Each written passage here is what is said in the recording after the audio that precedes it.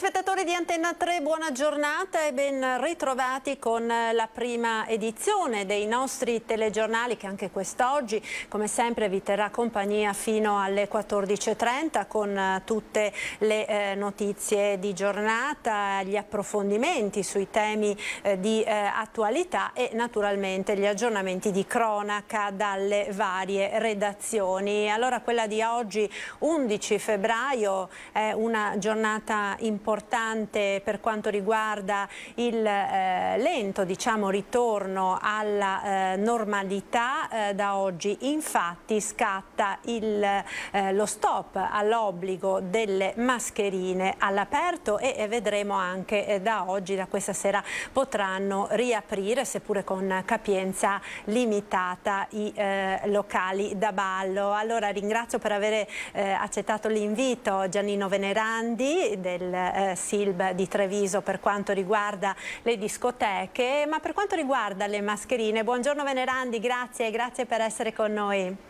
Un saluto. Buongiorno. Ma per quanto riguarda le mascherine andiamo subito a Padova, perché vedo collegata la collega Valentina Visentin per darci un po' il polso della situazione di questa prima giornata nella quale finalmente ci si può liberare della mascherina all'aperto che per tanti mesi siamo stati Marta, mi vedi adesso? Finalmente ti vedo. Sì, infatti primo giorno anche qui a Padova, ovviamente senza l'obbligo delle mascherine all'aperto. Abbiamo fatto una bella passeggiata per il centro storico per capire un po' qual è la situazione. Devo dire la verità, c'è ancora tanta gente che preferisce usare la mascherina. Abbiamo visto non solo persone con la mascherina chirurgica, ma ancora con la FFP2, quindi insomma c'è ancora un po' una sorta di prudenza in città. Spesso la mascherina si tiene abbassata sotto il mento, perché ovviamente se si deve entrare in qualche ufficio o negozio è ovviamente necessario indossare la mascherina, ma c'è la gente, i padovani hanno detto che ancora si sentono più tutelati dalla mascherina, anche se molti, la gran parte, come me, in un contesto dove non c'è assembramento ha tolto la mascherina. Insomma, è una prima giornata, un test, adesso ci si deve riabituare quindi a togliersi la mascherina, e diciamo che questo nuovo stop alle mascherine all'aria aperta arriva in una giornata con alcuni dati un po' ricuorati per quanto riguarda l'andamento della pandemia in città, perché continua la lenta discesa dei contagi. Oggi erano 1130, quindi in netta diminuzione rispetto ai numeri che purtroppo ci eravamo abituati a raccontare nel mese di dicembre e anche in tutto il mese di gennaio, e soprattutto meno 13 ricoveri nell'area medica dell'azienda ospedaliera, quindi che si è passati in area medica, in azienda ospedaliera oggi ci sono 73 persone ricoverate, quando insomma si è toccato anche le 100 persone ricoverate nei mesi di dicembre e gennaio, così come ci sono 7 persone in terapia intensiva solo nell'azienda ospedaliera, quindi i numeri stanno diminuendo, sì, la pressione negli ospedali sta diminuendo in maniera importante qui in città. Insomma, un chiaro segnale, lo ha detto il presidente dell'Ordine dei Medici Crisarà, che si è finito di smaltire il contagio delle vacanze di Natale. Ecco, stiamo vedendo intanto alle tue spalle, Valentina, la gente che passeggia, i vari avventori dei negozi, ma effettivamente vediamo tante persone che ancora la indossano, la mascherina, e poco fa sentivamo al telefono dalla collega Anna De Roberto, che sta appunto monitorando la situazione a Treviso. Si sta un po' verificando anche lì, anche nel capoluogo della Marca, la stessa situazione. Insomma, la gente, c'è chi lo vive come una liberazione, no? Questa possibilità di togliere la mascherina, ma la maggior parte sembra ancora orientata alla prudenza. Guarda, esemplificativo è stata una signora che abbiamo incontrato, abbiamo intervistato. Sono uscita di casa, mi sono messa il rossetto dopo mesi e mesi che non lo facevo, però poi ho visto tante persone con la mascherina e quindi me la sono rimessa anch'io, perché mi sentivo forse quasi fuori luogo senza mascherina. Quindi insomma la gente si deve riabituare.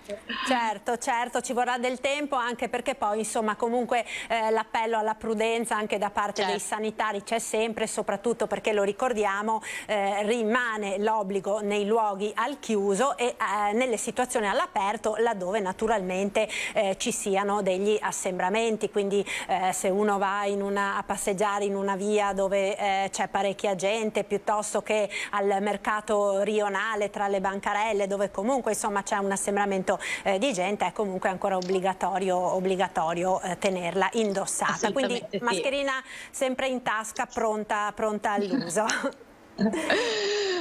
Esattamente, è così. Infatti se ci spostiamo poi al mercato la situazione è già, cioè si vedono già molte di più mascherine. Io qui sono nella via principale lungo l'Eastone e diciamo che insomma la situazione non si stanno verificati assembramenti e quindi insomma la situazione è ideale, si può togliere, che ci sono molti negozi e quindi chi entra e chi esce dal negozio ha sempre la mascherina o abbassata o leggermente sotto il naso.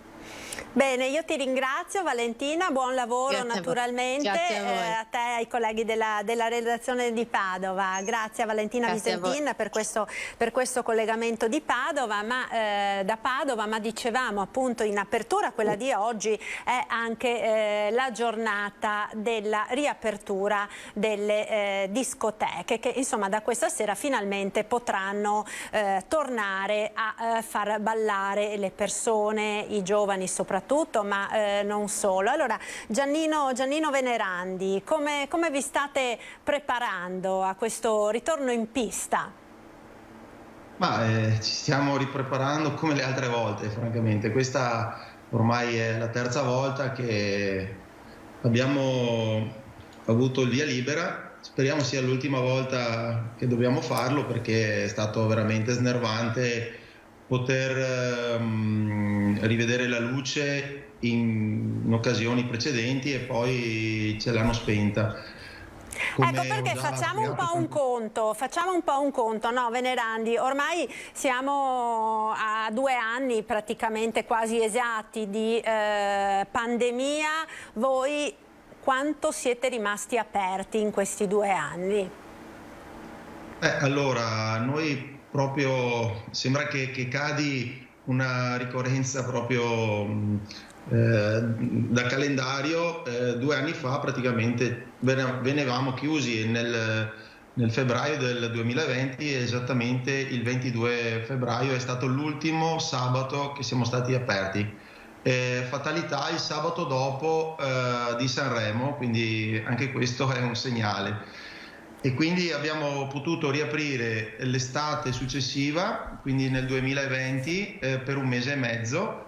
Ad agosto, dopo il Ferragosto, c'è stata la chiusura.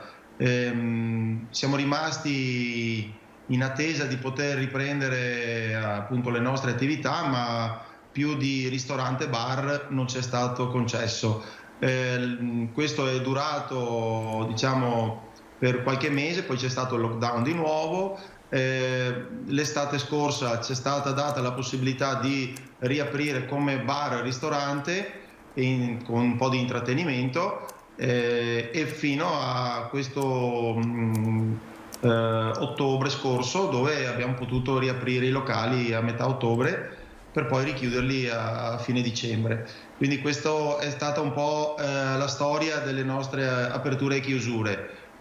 Chiaramente adesso c'è molta voglia di riprendere la nostra attività con l'entusiasmo di sempre, anche se questo periodo lungo ci ha effettivamente danneggiati, non solo da un punto di vista economico ma anche da un punto di vista così di entusiasmo, perché queste continue ripartenze ci hanno fatto perdere un po' anche il ritmo. Sicuramente avremo perso anche un po' di clientela.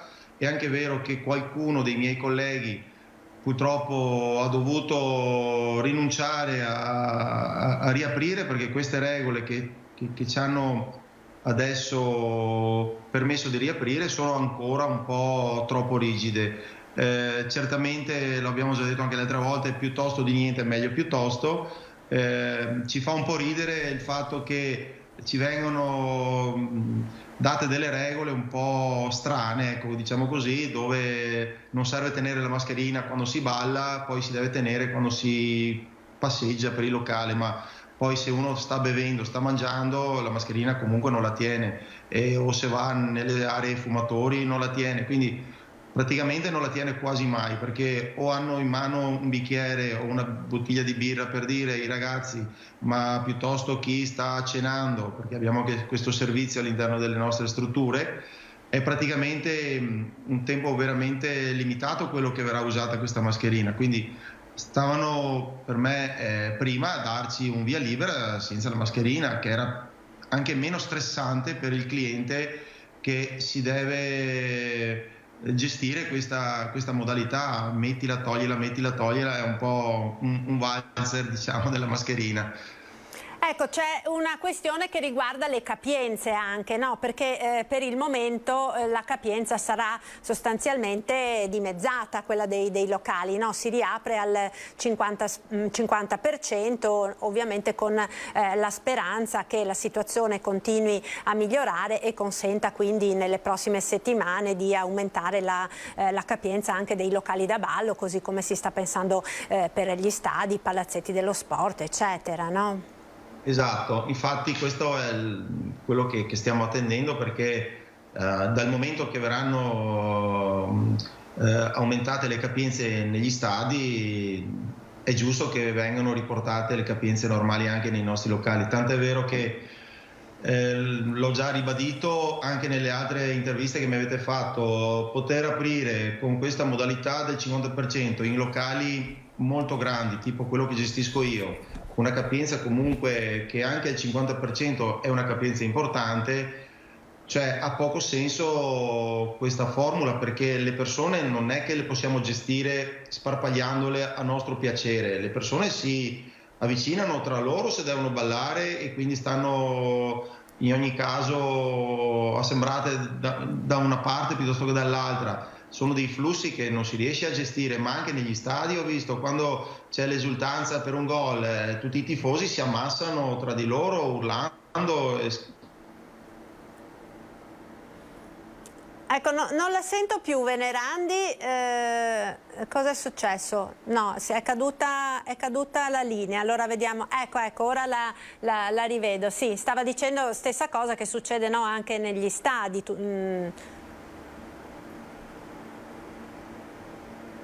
Mi sente, Venerandi? Niente, c'è qualche problema. Allora vediamo se riusciamo a ripristinare il collegamento con Giannino Venerandi del SILB di Treviso, appunto per la questione della riapertura delle discoteche che scatta appunto quest'oggi, in questa data 11 febbraio, che segna il primo passo verso un lento e progressivo ritorno alla normalità. E del resto i dati relativi all'andamento dei contagi sono effettivamente in progressivo miglioramento anche nella nostra regione. Vediamo infatti il bollettino arrivato proprio poco fa da Azienda Zero, dal quale appunto si evince che continua il calo dei contagi anche in Veneto, in netta flessione i ricoveri anche in area medica. Allora oggi i nuovi positivi sono 6.223, quindi una nuova importante flessione rispetto a quella di ieri. Le vittime continuano a essere alte, 26, una in meno di ieri, per un totale di 13.506 decessi nella nostra regione dall'inizio della pandemia. In forte regressione, questo è il dato diciamo più significativo, anche il numero di malati che sono ricoverati in ospedale. Abbiamo infatti ad oggi 1.542 pazienti ricoverati in area non critica, quindi meno 93 rispetto a ieri, e 145 nelle terapie intensive, meno 3 rispetto a ieri. Dicevamo il numero dei decessi è ancora alto, ma insomma purtroppo l'abbiamo imparato in questi 2 anni, è quello delle vittime proprio l'ultimo dato a scendere. Vedo intanto dal monitor che si è collegata da Chioggia la collega Chiara Gaiani, perché quella di oggi è una giornata importante per le marinerie chiogiotte che sono appunto scese in strada con una protesta. Vedo che c'è anche il sindaco di Chioggia con Chiara, Mauro Armelao, un altro ospite. Allora Chiara, a te la linea, buongiorno. Buongiorno Marta, buongiorno a tutti i telespettatori. Premessa, sto tenendo la mascherina così i miei due ospiti la possono non tenere, visto che da oggi all'aperto c'è la possibilità di non tenere le mascherine e sentirete meglio quello che vi stanno dicendo. Devo dire che è stata un'emozione anche per me essere qui a mezzogiorno quando hanno suonato. È suonato tutto il suonabile all'interno del mercato ittico di Chioggia, suonavano le sirene dei pescherecci rientrati, suonavano anche i clacson dei mezzi di trasporto, suonavano le trombette, quelle da stadio con ritmo, perché il settore della pesca per l'ennesima volta sta vivendo quella che potrebbe essere quasi una tempesta perfetta per la sua sopravvivenza. Ultimo in ordine di tempo è arrivato a minare un settore che ha dovuto subire davvero delle gravi ripercussioni anche dopo dalla pandemia. È arrivato il caro gasolio. Allora vi presento i miei ospiti: Mauro Armelao, sindaco di Chioggia, lo avevi già presentato tu Marta, accanto a me invece abbiamo Emanuele Mazzaro che è presidente e il direttore del mercato ittico, perché proprio il mercato ittico ci troviamo e questa è una protesta che è suonata a mezzogiorno proprio per spontanea volontà di tutti i pescatori. Allora, se il sindaco mi permette, partirei proprio dal direttore presidente del mercato ittico che ci racconterà esattamente qual è il problema, perché è nata questa protesta spontanea e perché è solo all'inizio. Tra l'altro non solo qui a Chioggia ma anche in altre marinerie d'Italia, nonostante Chioggia sia la più importante marineria d'Italia. Sì, buongiorno a tutti. Oggi c'è stata questa manifestazione spontanea a cui noi come mercato abbiamo aderito. Perché? Perché il settore dell'ittico è sotto scacco, ci sono problematiche importanti, difficili da analizzare, e passiamo dalle normative comunitarie che hanno ridotto lo sforzo della pesca fino a 2 giorni e mezzo. Ciò significa che i pescherecci possono uscire 2 giorni e mezzo a settimana e possono lavorare solo 2 giorni e mezzo a settimana. La questione del Mose, noi abbiamo la problematica del Mose, quando si alza i pescatori non possono uscire e quindi riducono ulteriormente le giornate di pesca, e poi c'è la problematica della sicurezza, perché quando il Mose è sollevato non possono rientrare.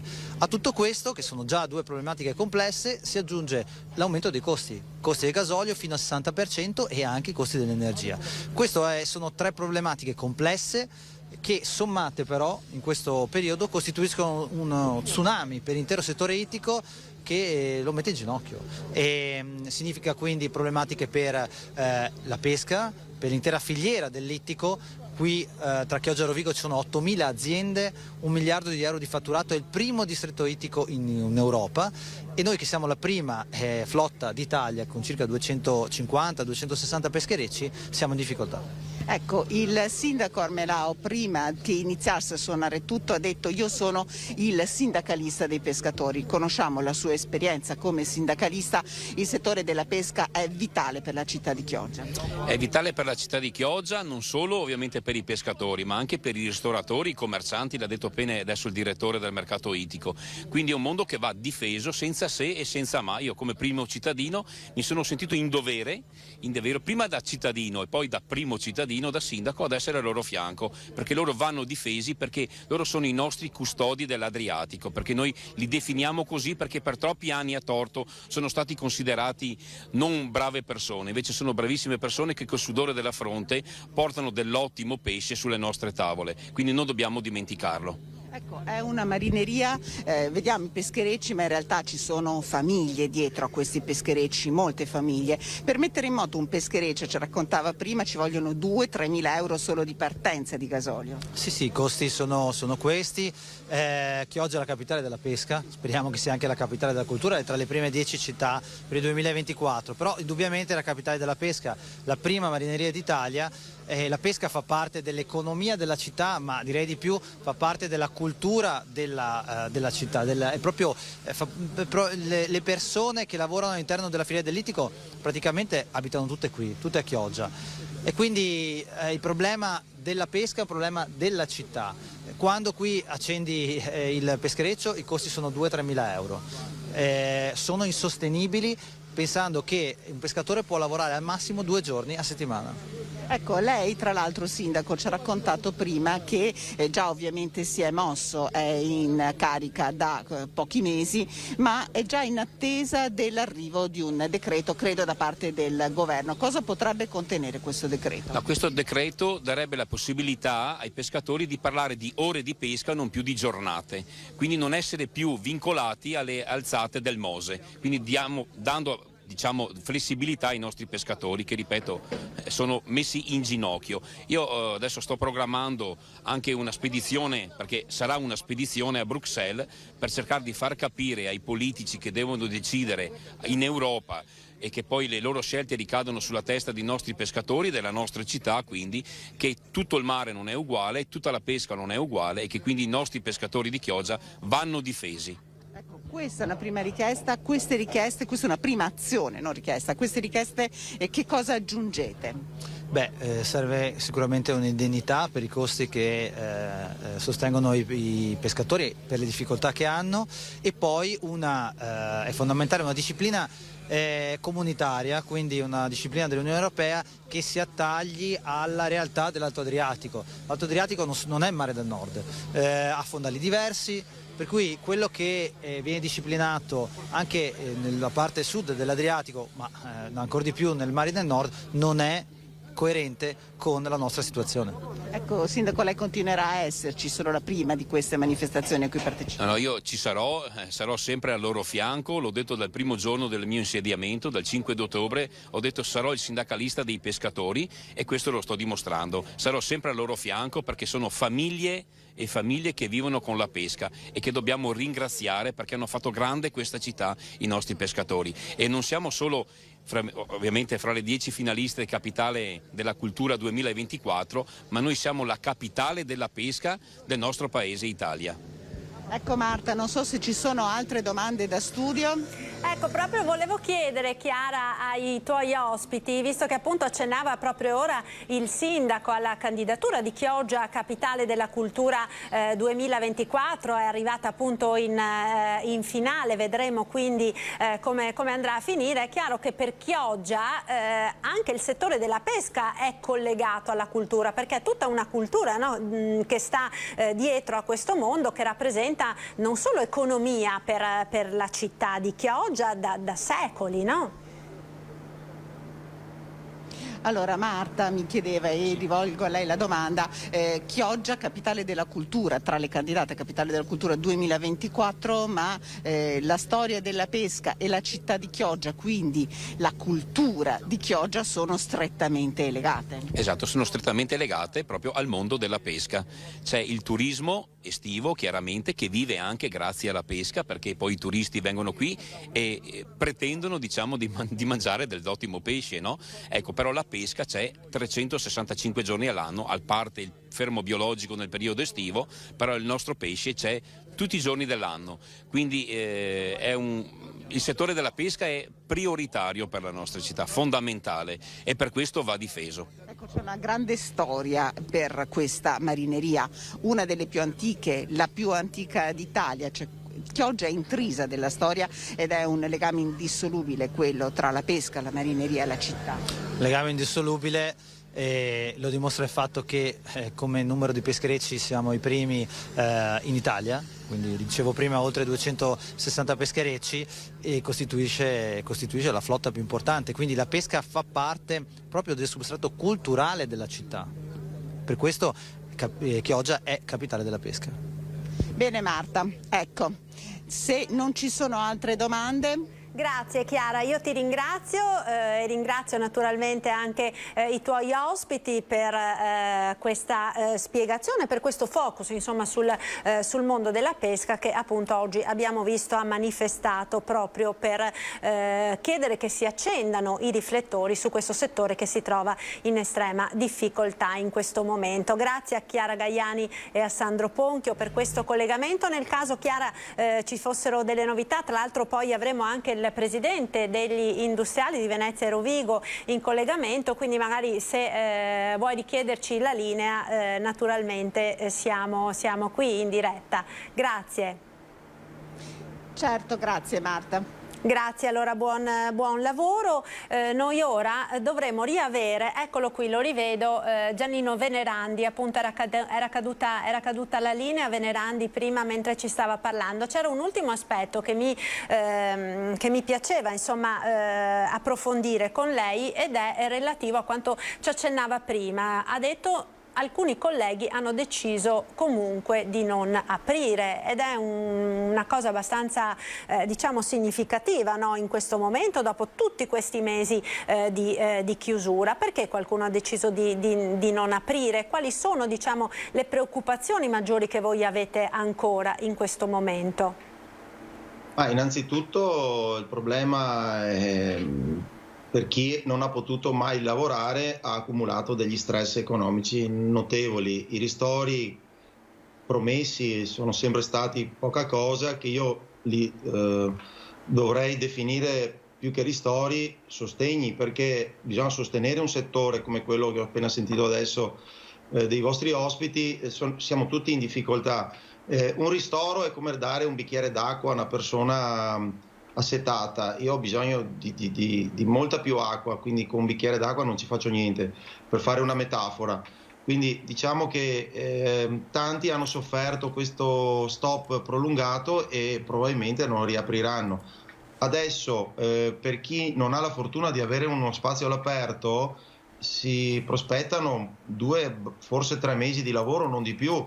Tanti magari fanno delle valutazioni che non vale neanche la pena rimettere in moto i locali per questo poco tempo, anche perché sappiamo tutti il periodo che stiamo passando, costi alti per tutte le aziende e anche per le nostre sicuramente, che subiranno questi aumenti nell'energia e anche nei prodotti come gli alcolici o altre tipologie di prodotti che utilizziamo nei locali. Quindi sicuramente siamo sotto questo stress, diciamo, questa pressione economica alta che abbiamo per poter operare, e c'è chi fa delle valutazioni probabilmente per non riaprire, altrimenti potrebbe indebitarsi ancora di più.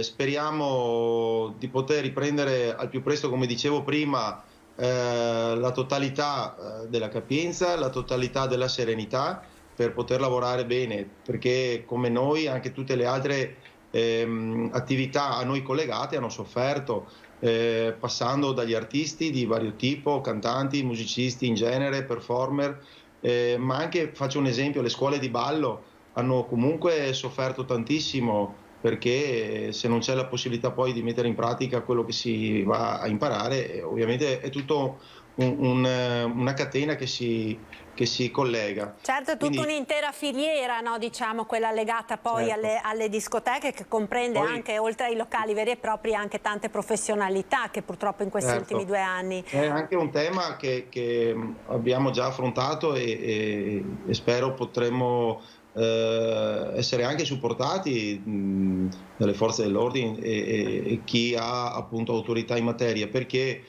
in questo periodo molto lungo dove noi non abbiamo potuto operare c'è stata comunque una, chiamiamola, movida selvaggia, dove manifestazioni di abusivismo erano sotto gli occhi di tutti, per non parlare di quest'estate dove tutti ballavano, fuori che chi era preposto a farlo.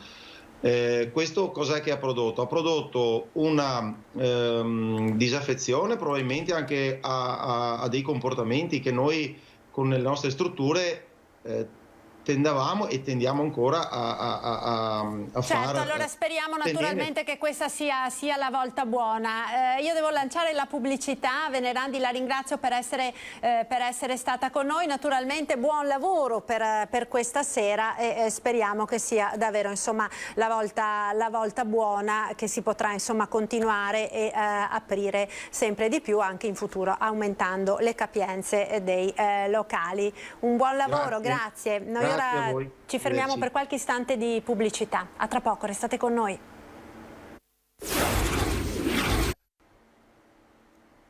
Eccoci, allora siamo nuovamente in diretta con la prima edizione dei nostri telegiornali e dovremo tra pochissimo, non lo vedo ancora nel preview, ma dovrebbe arrivare tra pochi istanti il presidente degli industriali di Confindustria Venezia Rovigo, Vincenzo Marinese, per parlare di un problema che sta davvero mettendo in ginocchio tantissime imprese e non solo, ed è appunto quello del caro energia, del caro bollette. Vi do intanto alcuni aggiornamenti di cronaca, in particolare una notizia che è arrivata proprio pochi istanti fa in redazione ed è quella relativa ad un incendio di notevoli proporzioni che è scoppiato questa mattina in un'abitazione di Bassano del Grappa. Il bilancio purtroppo è pesantissimo,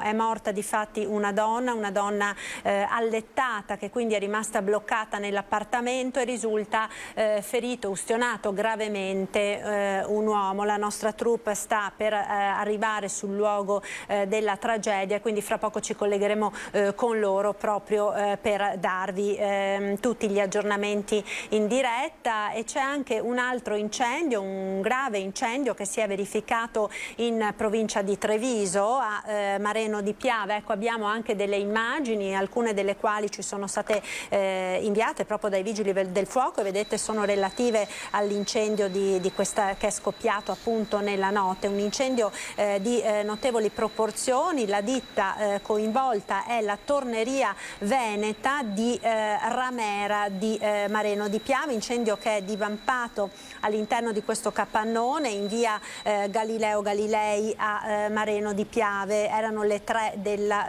scorsa notte. Sul posto sono intervenute numerose squadre dai distaccamenti di Vittorio Veneto, di Conegliano, di Treviso e di Montebelluna. L'incendio devastante ha danneggiato in maniera molto seria il capannone della ditta. Come vedete, queste immagini girate proprio poco fa dal collega Christian Arboit dimostrano come siano ancora al lavoro i vigili del fuoco. Gran parte del capannone quindi è stata coinvolta dall'incendio, capannone che conteneva soprattutto legname, quindi questo naturalmente ha favorito il propagarsi delle fiamme. Le operazioni di smassamento, quindi di tutto il materiale andato bruciato, proseguiranno per tutta la giornata di oggi, anche per avere ragione di eventuali nuovi focolai. Fortunatamente i vigili del fuoco sono riusciti a diciamo evitare che le fiamme si estendessero anche ai macchinari dell'azienda, ma il capannone comunque è inagibile. Naturalmente torneremo ad aggiornarvi su questo incendio nel corso del nostro telegiornale. Vedo intanto che abbiamo il presidente di Confindustria Venezia Rovigo, Vincenzo Marinese. Buongiorno Presidente. Buongiorno a lei e buongiorno a tutti i telespettatori. Grazie per essere con noi. Allora, dicevamo il caro energia con questi aumenti davvero esponenziali di luce e gas che stanno frenando la ripresa, ma anche mettendo veramente in seria difficoltà l'attività delle imprese. C'è chi sta addirittura chiudendo proprio perché si spende meno a non lavorare piuttosto che a lavorare con dei costi energetici ormai alle stelle. È un problema molto grave. Prima eravamo preoccupati, adesso siamo preoccupatissimi. Vorrei evitare che diventassimo disperati. È un tema che riguarda le imprese, è un tema che riguarda tutto il mondo del lavoro. Alcune imprese hanno iniziato a lavorare anche di notte, chiedendo dei sacrifici ai propri collaboratori. È un tema che riguarderà le famiglie, perché adesso arriveranno anche le bollette alle famiglie, e dal punto di vista economico è un'altra bastonata sulla testa di ognuno di noi. Non l'ho più sentita, prego. Mi sente? Sì, mi sentite? sì. No, dicevo che è un tema che riguarda le imprese. Prima eravamo preoccupati, oggi siamo preoccupatissimi. È un tema che riguarda anche il lavoro, tant'è vero che molte aziende hanno iniziato a lavorare di notte, alcune addirittura hanno deciso di non dar seguito agli ordini. È un tema che riguarderà tutte le famiglie, un'altra bastonata sulla testa. Dobbiamo immediatamente reagire e io sono contento che i comuni che stiano avvertendo questa esigenza inizino anche loro a dimostrare, però non possiamo ogni volta intervenire quando abbiamo il problema e intervenire in emergenza. Ci dobbiamo chiedere veramente e seriamente cosa bisogna fare. Certo, senz'altro abbiamo visto anche nei nostri telegiornali ieri sera molti comuni di molte città della nostra regione hanno spento l'illuminazione pubblica in alcuni monumenti, in alcuni luoghi simbolo delle città, proprio per dimostrare la preoccupazione che c'è anche in moltissimi comuni. Abbiamo sentito dalla viva voce, no, dei sindaci quanto possono andare ad incidere sui bilanci comunali questi rincari delle bollette, con degli inevitabili ripercussioni sui servizi ai cittadini. C'è poi appunto tutto il problema dei negozi, dei locali pubblici. Poco fa sentivamo dal collegamento con la collega che si trova a Chioggia, dove questa mattina sono scesi in piazza i pescatori per protestare contro il caro gasolio e non solo. Quindi è veramente tutto il sistema, no, che rischia di implodere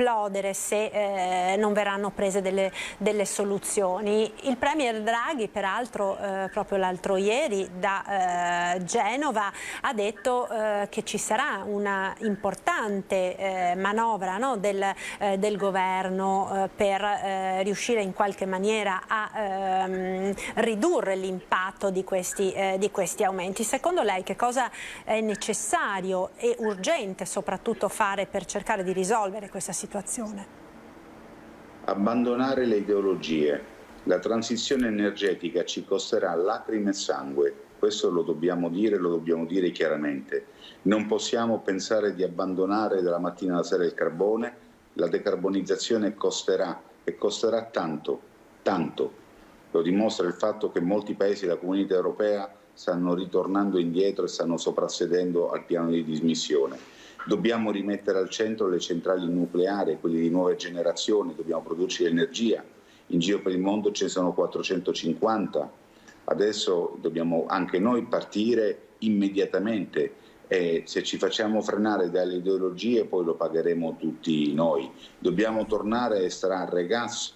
Noi abbiamo la possibilità di estrarlo e lo dobbiamo fare, è inevitabile, perché sennò questo poi peserà non soltanto sui conti delle bollette, ma peserà sul lavoro, peserà sull'occupazione, peserà sui consumi, peserà sull'inflazione, che avrà un'ulteriore ricaduta sul nostro debito pubblico e tutte le famiglie pagheranno di più per mangiare, per bere, per consumare.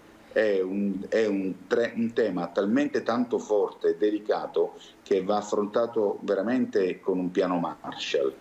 Sicuramente un piano Marshall. È anche vero che naturalmente le esigenze ambientali, la crisi climatica sono altrettanto, forse ancora più urgenti ed importanti da essere affrontate, no, Presidente? Per cui bisogna in qualche maniera trovare una quadra, bisogna in qualche maniera trovare un equilibrio tra queste esigenze che spesso sono contrapposte anche, no? Perché inevitabilmente se si devono ridurre fino ad arrivare a zero le emissioni, se si deve ridurre l'utilizzo dei combustibili fossili, insomma bisogna trovare delle alternative che siano ecologiche, che non abbiano impatto appunto sul clima. Nello stesso tempo c'è l'urgenza ovviamente, come lei sottolinea, di dare una risposta alle imprese, alle famiglie, alle attività economiche che rischiano veramente di trovarsi in difficoltà enormi. Sì, diciamo che noi dal punto di vista delle emissioni in atmosfera come sistema paese e anche in Europa siamo tra i migliori, perciò stiamo spingendo troppo secondo me dal punto di vista dell'efficientamento energetico e della riduzione delle emissioni, perché comunque siamo tra i migliori in Europa e in alcuni casi al mondo. Poi ricordiamoci sempre che noi come Europa contribuiamo al 4% delle emissioni per il gas serra, mentre il 96% è costituito in altri paesi. Però il ragionamento è che dobbiamo da una parte essere più educati noi nell'utilizzo delle risorse elettriche, perché dobbiamo avviare anche all'interno delle nostre case un processo di ottimizzazione e di efficientamento. Se vogliamo le macchine elettriche, fondamentali anche per l'economia green, comunque l'energia elettrica va prodotta e si può produrre in 4 modi, non tanti. È la parte l'eolico, ma l'eolico copre il 2,5% della nostra produzione. Poi c'è tutta la parte invece solare, su cui si stanno facendo degli investimenti, ma dal punto di vista produttivo serve a poco. Poi abbiamo la gas, ma il gas stiamo vedendo quanto costa, e poi abbiamo invece il carbone, cioè la parte fossile. Noi dobbiamo capire cosa vogliamo fare da grandi e quanto per noi sia importante l'energia. C'è una quinta possibilità, che sono le centrali nucleari di nuova generazione a impatto zero, anche dal punto di vista della sicurezza. Cioè, in Giappone ne stanno costruendo altre nonostante quello che è successo a Hiroshima, e comunque noi dobbiamo farlo, non possiamo non farlo, a meno che non ci rendiamo tutti partecipi di un atto sociale e spegniamo la luce e non avremo più l'aria condizionata, non avremo più riscaldamento, avremo 15 gradi a casa. Cioè non si può avere tutto. Il progresso porta da una parte a efficientare le macchine, ma le aziende energivore comunque devono continuare a lavorare, perché se noi rinunciamo all'energia e costa così tanto e le aziende energivore vanno altrove, noi la materia prima la pagheremo di più. E se la paghiamo di più impatterà sui nostri conti, sulle nostre tasche. Perciò ci vuole una visione fuori dall'ideologia, ci vuole una visione concreta, rispettando l'ambiente, rispettando il nostro ecosistema, essendo anche noi responsabili nell'utilizzo delle nostre risorse, però dobbiamo farlo e non possiamo tappare il buco con manovre finanziarie che comunque non fanno altro che alimentare in più il nostro debito, e l'inflazione aumenterà e questo non va bene per gli interessi e per il debito pubblico e non va bene per le tasche dei cittadini.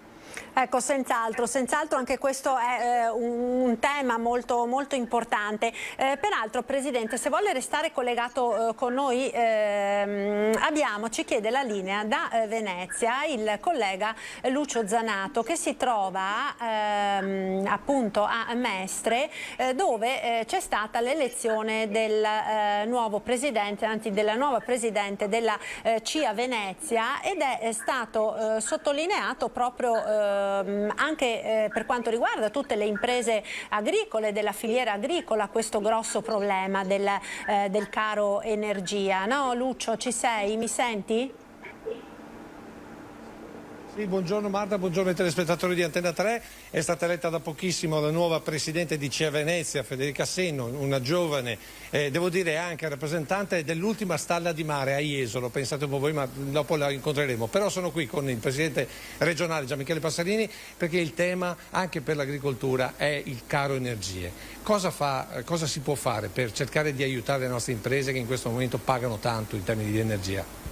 Oggi assolutamente bisogna far leva su quelle che sono le istituzioni politiche regionali e nazionali, perché purtroppo noi scontiamo il fatto di non avere un piano energetico, e oggi tutta la speculazione mondiale, perché è una speculazione mondiale, sta ricadendo sui costi di produzione delle nostre aziende, sia in termini energetici, ma non dimentichiamo anche quelle che sono le materie prime, tutti i mezzi tecnici che le nostre aziende giornalmente acquistano per produrre i loro beni, i loro prodotti che poi vanno sui mercati veneti in questo caso. Senta, però l'agricoltura da sempre cerca di puntare verso le energie rinnovabili, pensiamo al fotovoltaico, pensiamo anche al sistema delle biomasse. Sì. Queste sono opportunità che ci vengono messe a disposizione dall'Europa attraverso anche il PNRR. Dobbiamo però fare un appunto. Qual è il ruolo che vuole rivestire l'impresa nel governo di queste opportunità? Perché spesso l'agricoltore è sempre rimasto ai margini di queste opportunità e sono sempre state usufruite da altre realtà, siano fondi di investimento piuttosto che realtà speculative. Noi dobbiamo essere una figura centrale che può, attraverso appunto queste opportunità, dare una mano a quella che è l'ambiente, ambiente con la produzione di energia sostenibile, ma allo stesso tempo abbattere quelli che sono i nostri costi di produzione e permetterci di avere più redditività. È vero che il gasolio lo pagate ancora con tante accise? Sì, noi paghiamo tanto con tanto accise, purtroppo il tema del gasolio è uno dei temi sul quale si sovraccaricano tutta una serie di costi che sono costi che probabilmente oggi si trovano anche immotivati. Però il tema è come noi riusciamo ad affrontare questa transizione energetica mettendo al centro l'agricoltura e passando anche da quello che è un concetto food anche a un concetto feed, cioè essere quella cinghia di trasmissione che ci porta dal motore ad esempio termico all'elettrico, producendo anche energia green, energia agricola. Ecco, Marta, ti do una notizia e la do anche al nostro presidente regionale. Dopo la nostra puntata di agricoltura sul tema delle trivellazioni in Adriatico e soprattutto nelle zone del Polesine, trivellazioni per reperire metano, un'idea del ministro Cingolani, bene, la Commissione Agricoltura del Senato settimana prossima farà una visita proprio per vedere la situazione del Polesine che, ricordiamo, è sotto 3,5 metri il livello del mare dopo le trivellazioni degli anni 50, 40, 50 e 60. Quindi qualcosa insomma siamo riusciti a fare. Voi che posizione avete sulle trivellazioni del metano in pianura padana? Ma queste sono posizioni che oggi vanno sicuramente ponderate alla luce anche di quanto sta avvenendo. Noi oggi sappiamo questo, siamo sotto scacco da chi ci sta approvvigionando di energia, in questo caso di gas metano. Ora, noi crediamo che attraverso ad esempio i biogas, attraverso quella che è l'approvvigionamento di energia green attraverso le nostre aziende agricole, le nostre stalle, ma non andando a consumare la materia nobile, cioè la materia che poi va a cibare la popolazione, ma ad esempio attraverso un biogas più green, più innovativo, dove si recuperano gli scarti, dove si fanno ad esempio i secondi raccolti, dove si attuano ad esempio delle best practices che ci permettono di avere un'energia che abbia un minore impatto a livello di proprio impatto economico, ma sociale e ambientale. Bene, allora siccome abbiamo ancora qualche minuto... Ecco, allora Lucio, aspetta un attimo perché volevo su questo sentire il presidente di Confindustria Venezia Marinese che proprio poco fa sottolineava la necessità di riprendere ad estrarre gas metano, no Presidente? Sì, io ritengo che, allora, a parte il fatto che i nostri amici croati ce li abbiamo di fronte e lo fanno, ma noi dobbiamo affidarci della comunità scientifica, non si possono abbandonare le idee o le opportunità perché c'è un'ideologia, c'è la scienza che ci deve dire, i tecnici, se si può fare, se è pericoloso, se non lo è, senza che nessuno invada il campo di qualcun altro, va fatto senza inseguire i dissensi o i consensi, va fatto perché è utile per il Paese. Ecco, allora avete sentito Lucio, questa è la posizione di Confindustria Venezia su questo tema? Cosa risponde invece CIA? Ma CIA sostanzialmente è d'accordo sul fatto, noi non dobbiamo avere un approccio ideologico, noi dobbiamo avere un approccio che sia di opportunità. È chiaro che questa opportunità deve andare incontrare ed abbracciare quella che è tutta una serie di criteri di sostenibilità ambientale, di minore impatto e su questo aspetto, su queste valutazioni ci può venire incontro quelle che sono le innovazioni, le tecniche innovative, la ricerca stessa che ci deve dire quali siano i prelievi che si possono fare, che impatti possono avere questi prelievi, quali siano ad esempio le emissioni che possiamo introdurre per poter mantenere quella che era il livello dei terreni. So che ci sono delle operazioni che vengono fatte anche in paesi baltici, paesi nord europei, dove si sostituisce alla parte che viene estratta, si sostituisce ad esempio l'emissione addirittura della CO2. Quindi voglio dire, è un mondo che sta cambiando, non abbiamo un approccio ideologico, abbiamo un approccio, facciamoci consigliare da chi ci dà dei dati oggettivi e ci può dire quali siano le soluzioni meno impattanti, perché l'obiettivo è comune, l'obiettivo è quello comunque di preservarlo questo pianeta, non è quello di distruggerlo. A te Marta? Grazie, allora io Lucio ti ringrazio, intanto se magari vuoi cambiare l'ospite ci risentiamo proprio tra 2 minuti, torno dal Presidente degli industriali per concludere, no Presidente, che cosa possiamo dire? Dunque è chiaro che sono aspetti diversi, abbandonare le ideologie, lei diceva, no, è fondamentale per riuscire a superare anche questi ostacoli. Guardi, vede, siamo il mondo dell'impresa, il mondo del lavoro, come è stato dimostrato poc'anzi, pur avendo missioni diverse, ragiona in termini pragmatici, no? Cioè abbiamo detto, non mettendoci d'accordo, le stesse identiche cose. È ovvio che se uno a priori dice di no, questo non va bene. Cosa dobbiamo fare? Dobbiamo essere reattivi, dobbiamo essere veloci, dobbiamo dare la possibilità al nostro Paese di uscirne al meglio nel più breve tempo possibile, perché se perdiamo allora mi faccia fare un ragionamento che a me preoccupa molto. Abbiamo un tema sanitario molto rilevante, abbiamo un tema sociale, psicologico altrettanto rilevante, cioè gli strascichi della pandemia avranno un impatto sulla nostra psicologia. Se a questo non diamo una tranquillità dal punto di vista economico, questi impatti saranno devastanti per la nostra tranquillità.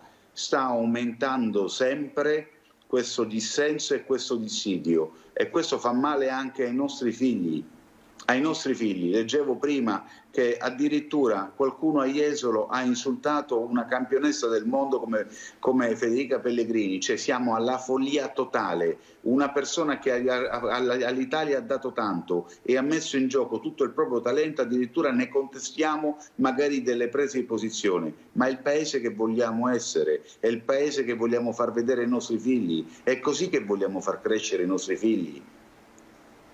Certo, sono delle riflessioni sicuramente importanti. Peraltro, a proposito della Pellegrini, tra poco vedremo anche il messaggio che la campionessa, no, ha pubblicato proprio su questo tema, su queste offese che sono comparse appunto sul lungomare delle Stelle a Jesolo. Presidente, io la ringrazio per essere stato con noi, buona giornata, buon lavoro. Naturalmente penso che ci saranno occasioni per ritornare a sentirci prossimamente. No? Vedremo anche quello che sarà il piano che il governo presenterà, dovrebbe essere a breve, a brevissimo, no? Per cercare di sbloccare delle risorse e venire incontro quindi alle esigenze di tutto il mondo del lavoro, delle imprese per fronteggiare il caro bollette. Grazie a Vincenzo Marinese.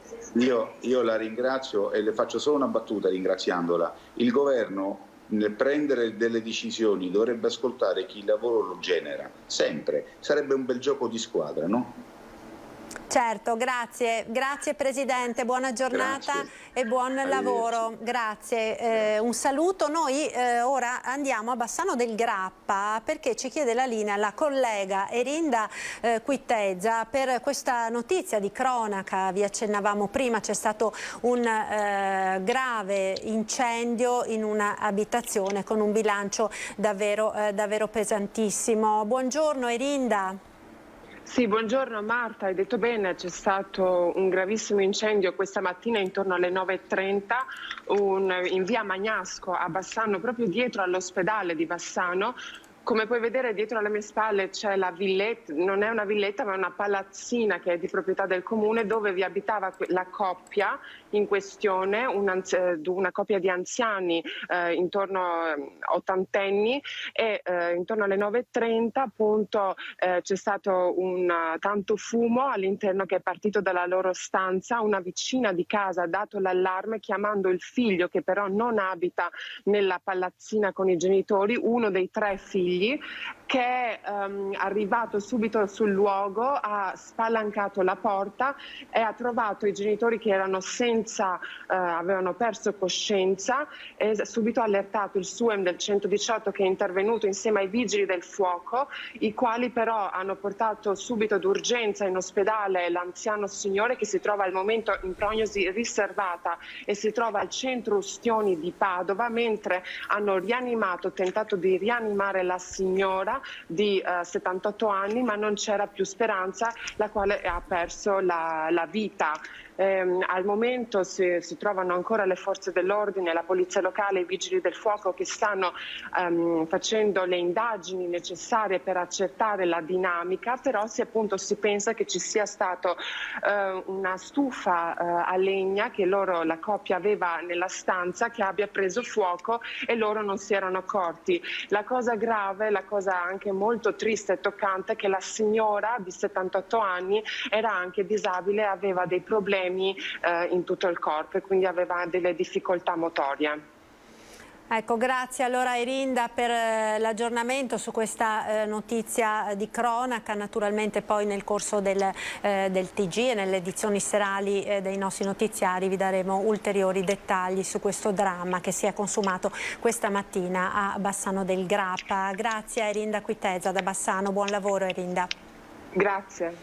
Ecco, allora noi ritorniamo a Venezia per tornare da Lucio Zanato appunto con la nuova presidente di CIA Venezia, che è stata appunto eletta questa mattina. Sul piatto, no, Lucio, ci sono dei temi sicuramente molto caldi, abbiamo detto quello dell'energia, del caro energia, ma non solo. Ecco, Lucio, mi senti? No, si è bloccato il collegamento. Allora vediamo se riusciamo a ripristinarlo con Lucio Zanato. Abbiamo intanto una notizia destinata sicuramente a far discutere che ci arriva da Belluno ma anche da Ravenna, perché ricorderete qualche mese fa ci fu il caso di quel medico di Ravenna accusato appunto di sottoporre a false inoculazioni di vaccino alcuni suoi appunto pazienti Novax che provenivano da tutto il Veneto, tra questi anche dal bellunese. Ebbene, il Tribunale ha sospeso in via cautelativa la potestà genitoriale dell'uomo Novax che lo scorso autunno dalla provincia di Belluno, dove vive, aveva portato la figlia dodicenne da questo medico compiacente di Marina di Ravenna per sottoporla ad una falsa inoculazione di vaccino anti-Covid, misura che è stata adottata in via temporanea e urgente anche e anzitutto in materia di salute della minore in relazione alla condotta illecita del genitore per ottenere il certificato vaccinale. Si era in attesa del provvedimento del Tribunale dei minori di Venezia, che poi deciderà appunto dopo aver sentito entrambi i genitori. Il ricorso, lo ricorderete, era partito dalla mamma della bambina.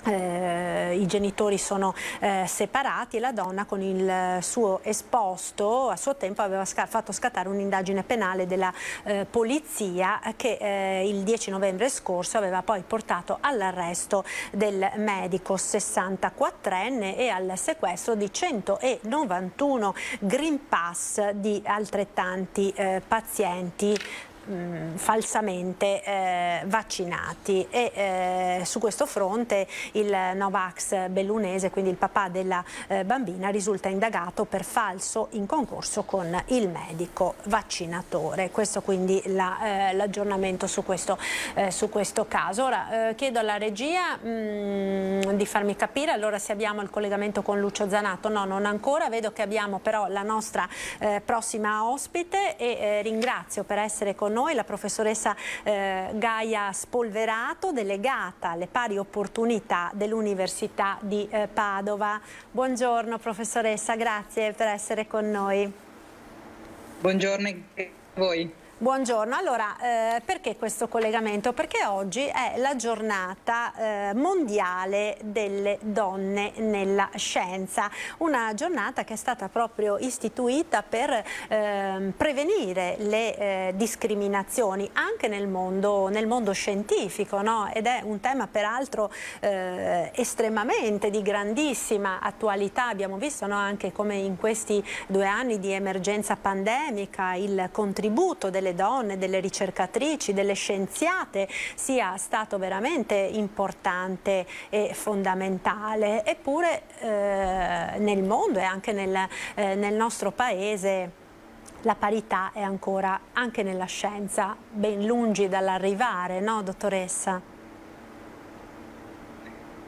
Sì, lei ha ragione e mi fa sempre molto sorridere quando mi chiedono se le donne sono altrettanto brave nella ricerca rispetto appunto agli uomini, perché diciamo che è un po' quello che mi sono sentita dire da sempre riguardo alla chirurgia, e se lo stereotipo della donna che non potesse fare chirurgia perché la chirurgia è un lavoro ritenuto di forza da uomo è uno stereotipo molto diffuso e assolutamente infondato, non mi sarei mai aspettata di sentire anche che la ricerca, che si basa prevalentemente sullo studio approfondito e sulla sperimentazione, non fosse cosa da donna, soprattutto avendo alle spalle premi Nobel per la ricerca, Marie Curie per la fisica, le Trevi Montalcini per la medicina, che sicuramente hanno aperto ampiamente la strada.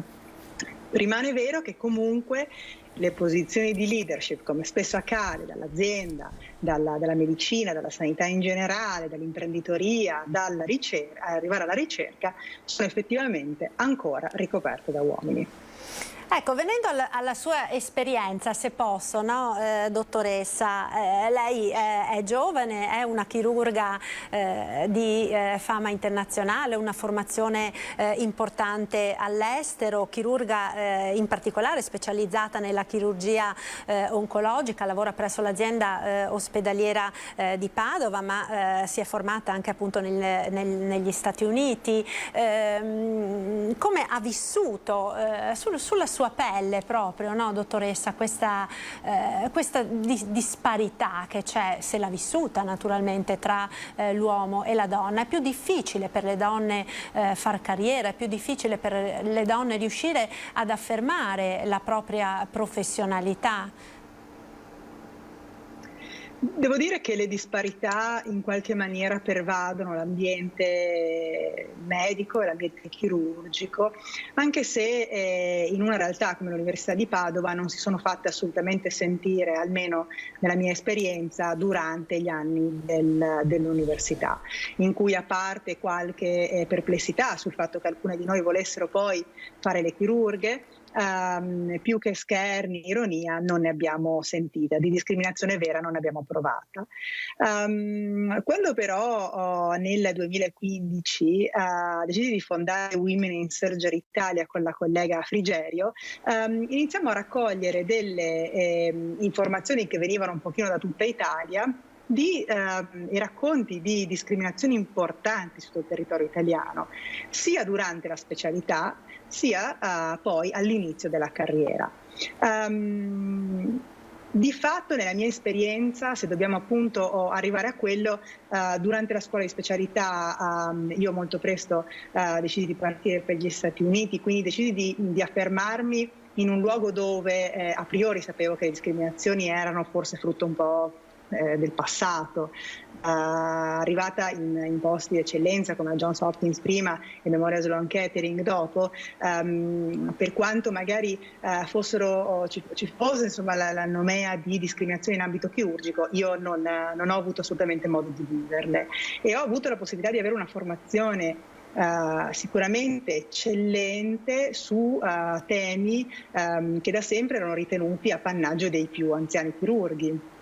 Quindi la chirurgia oncologica avanzata, le resezioni multiviscerali, interventi chirurgici complessi, patologie insomma sicuramente difficili da gestire. Sono tornata poi all'Università di Padova, nel ruolo poi in cui sono ora, senza le difficoltà che magari persone che sono rimaste nel territorio hanno incontrato. Quindi forse il desiderio di andare via e di professionalizzarsi e quindi di arricchirsi culturalmente e professionalmente mi ha permesso in qualche modo di evadere un po' dallo stereotipo, dal pregiudizio e anche dalla discriminazione. Ecco, dottoressa, lei ha detto che state raccogliendo, no, da tutta Italia delle storie di discriminazione anche appunto nell'ambiente medico, sanitario. Vuole farci qualche esempio, vuole raccontarci qualche storia, cioè nel senso come vengono discriminate le donne in questo settore? Ma sicuramente l'aspetto più ricorrente è la questione della maternità. La richiesta ostinata e continua di informazioni circa il desiderio di avere figli mette spesso molto in difficoltà le colleghe e in qualche modo loro riferiscono di percepire un investimento inferiore rispetto ai colleghi maschi, proprio nel timore che poi ci sarà un allontanamento durante la maternità. Questo è una cosa sempre molto spiacevole, soprattutto insomma in un mondo in cui il tasso di natalità sta calando e in cui ci accorgiamo che sempre più di frequente le colleghe aspettano un'età molto avanzata prima di decidere di avere figli, come se fosse necessario prima affermarsi professionalmente. Ma poi diciamo, gli esempi sono anche molto semplici, riguardano i primi anni di specialità, quando fatalità alle donne vengono dati prevalentemente ruoli diciamo ambulatoriali, mentre agli uomini viene dato più spazio in sala operatoria. Questa è una cosa molto molto comune, oltre a tutto un sottofondo di scherni, di ironia, di battute anche spesso inappropriate sulla sfera sessuale, che rendono molto molto complesso proprio la gestione della quotidianità. Ecco, è possibile quindi conciliare anche in delle professioni così impegnative, così importanti come queste, è possibile conciliarle con la maternità, con il desiderio, quindi che immagino naturalmente anche le donne che sono impegnate in questi lavori hanno di comunque avere una vita personale, una famiglia, dei figli, oppure si è costrette insomma sempre a prendere questa decisione, a dover scegliere tra la carriera e la famiglia, tra la carriera e la maternità, no? Si è spesso abituati magari a pensare la donna che ha fatto carriera, la primaria, non lo so, il chirurgo affermato, magari come una donna che non è sposata, che non ha figli, sempre più spesso sola, no? È così effettivamente?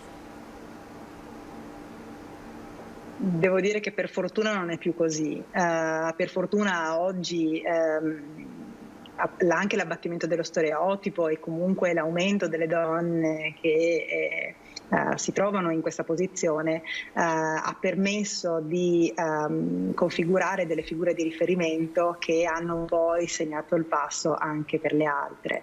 Noi abbiamo recentemente raccolto un questionario nazionale con più di 3.000 risposte in cui effettivamente le donne hanno riferito di attendere molto di più prima di avere il primo figlio e anche di aver deciso di avere un solo figlio, ad esempio, proprio per questioni professionali. E qui entra il tema del network, dell'aiuto, che debba essere un aiuto sia organizzato a livello aziendale, ospedaliero, universitario, per chi di noi lavora in università, tramite la presenza di dopo scuola, tramite la presenza di asili nido, interaziendali, intraaziendali, e sia chiaramente la fortuna, che quella poi prescinde quindi dall'ambiente di lavoro, di avere un network a casa, familiare. E si ritorna appunto sul tema del ruolo di cura, che molto spesso è solo della donna, quando invece dovrebbe essere adeguatamente spartito tra i componenti della famiglia.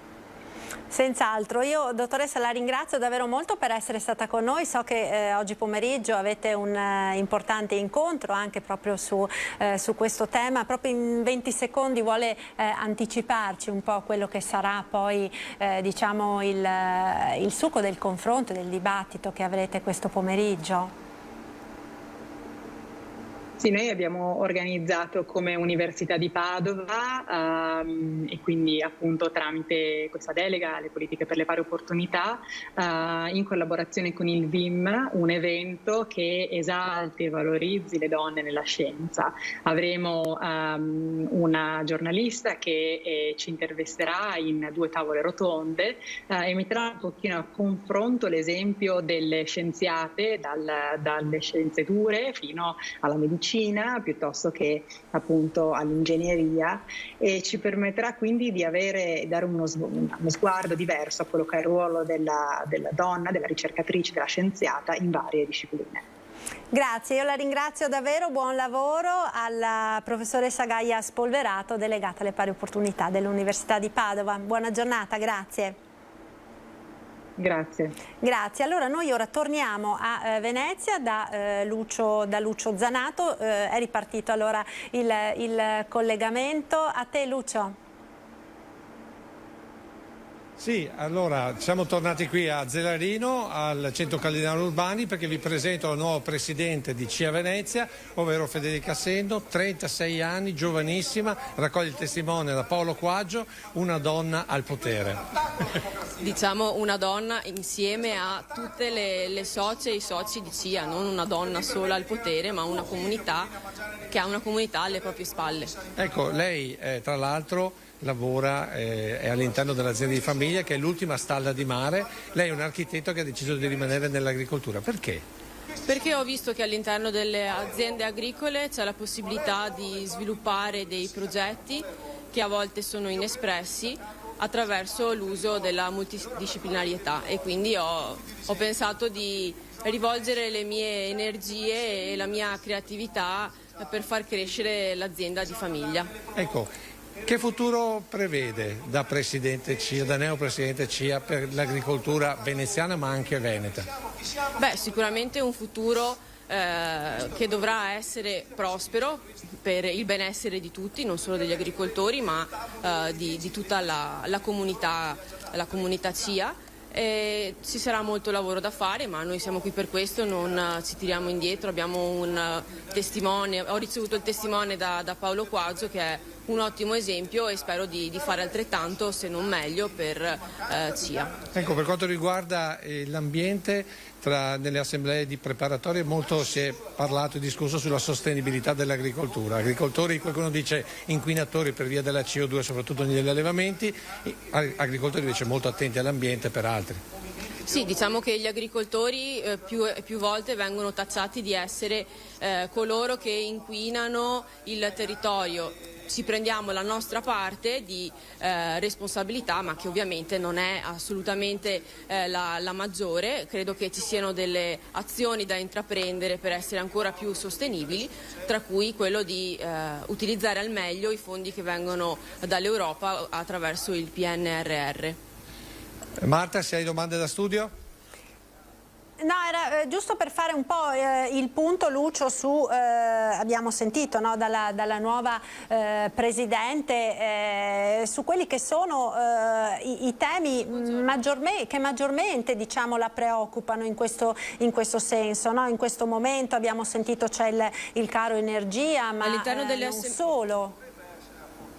All'interno delle assemblee di zona sono emersi più temi, uno tra questi è la sostenibilità ambientale, la sostenibilità economica e la sostenibilità sociale. Credo che questi siano i tre pilastri che dovremo portare avanti in tutte le sedi istituzionali per fare in modo che i nostri agricoltori si sentano protagonisti e la loro dignità soprattutto venga riconosciuta in tutti i tavoli. Ecco, Presidente, lei è una donna, è giovane, alla guida di questa importante associazione per i giovani in agricoltura. Che spazi ci sono? Beh, attraverso le possibilità che offre oggi la multifunzionalità ci sono degli spazi che vanno appunto occupati.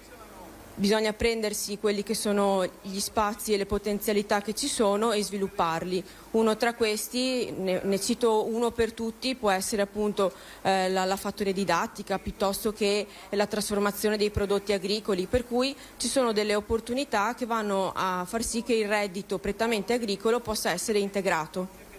Quindi insomma anche per i giovani ci sono prospettive, ci sono spazi nell'agricoltura del futuro?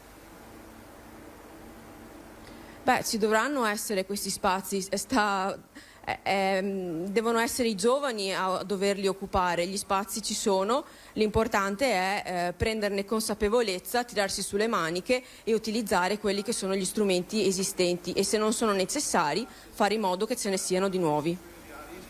Certo, grazie, io la ringrazio, le auguro naturalmente buon lavoro, grazie anche a te Lucio per questo collegamento, a più tardi.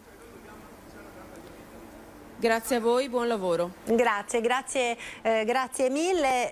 Allora noi ora dovremo avere in collegamento, fatemi sapere dalla regia se c'è Christian Arboit, per questo grosso incendio che si è verificato questa mattina a Mareno di Piave, un incendio che ha coinvolto una torneria, la torneria veneta. Ecco, vedo Christian. Allora, che aggiornamenti ci sono, Christian, su questo incendio che sta tenendo impegnati i vigili del fuoco di Treviso, ma anche di numerosi distaccamenti della Marca a partire da questa notte, no? Sì, infatti Marta, buongiorno a te, buongiorno a tutti i telespettatori di Antenna 3. Si continua a lavorare senza sosta qui alle tornerie venete, siamo in zona industriale Ramera a Mareno di Piave, senza soluzione di continuità, senza sosta, perché le fiamme, come vedi, sono altissime. Queste sono relative a questa notte, ma adesso la situazione è ancora molto critica, perché di fatto sta andando a fuoco tanto legname, tanti semilavorati che erano pronti appunto a essere introdotti nel mercato in un momento di tante commesse, peraltro per questa azienda come tante altre della zona. Le fiamme sono divampate a partire dalle 3 di questa notte. Il primo allarme è stato dato da un ciclista, poi passava di qui una pattuglia della polizia del distaccamento di Conegliano, che ha allertato i vigili del fuoco. Prima sono arrivati appunto i vigili del fuoco delle stazioni più vicine e poi da lì a macchia di leopardo, diciamo a macchia d'olio, scusa, i vigili del fuoco sono intervenuti un po' da tutta la Marca. Io, se sei d'accordo, Marta, mi trovo qua sul posto, mi avvicinerei di nuovo alla fabbrica per farti vedere in tempo reale quello che sta succedendo in questo momento. Come vedi, le camionette dei vigili del fuoco, alcune se ne stanno andando, altre stanno invece arrivando, in molti si stanno dando anche il cambio, giustamente, perché, come ti dicevo, stanno operando dalle 3 di questa notte. Ecco, c'è ancora del fumo peraltro visibile da tutta la zona industriale, ma appunto è stato ben visibile fin dalla prima mattina fino appunto a San Vendemiano. Quindi ecco, come vedi, le operazioni di spegnimento sono ancora in corso, i vigili del fuoco, eccoli.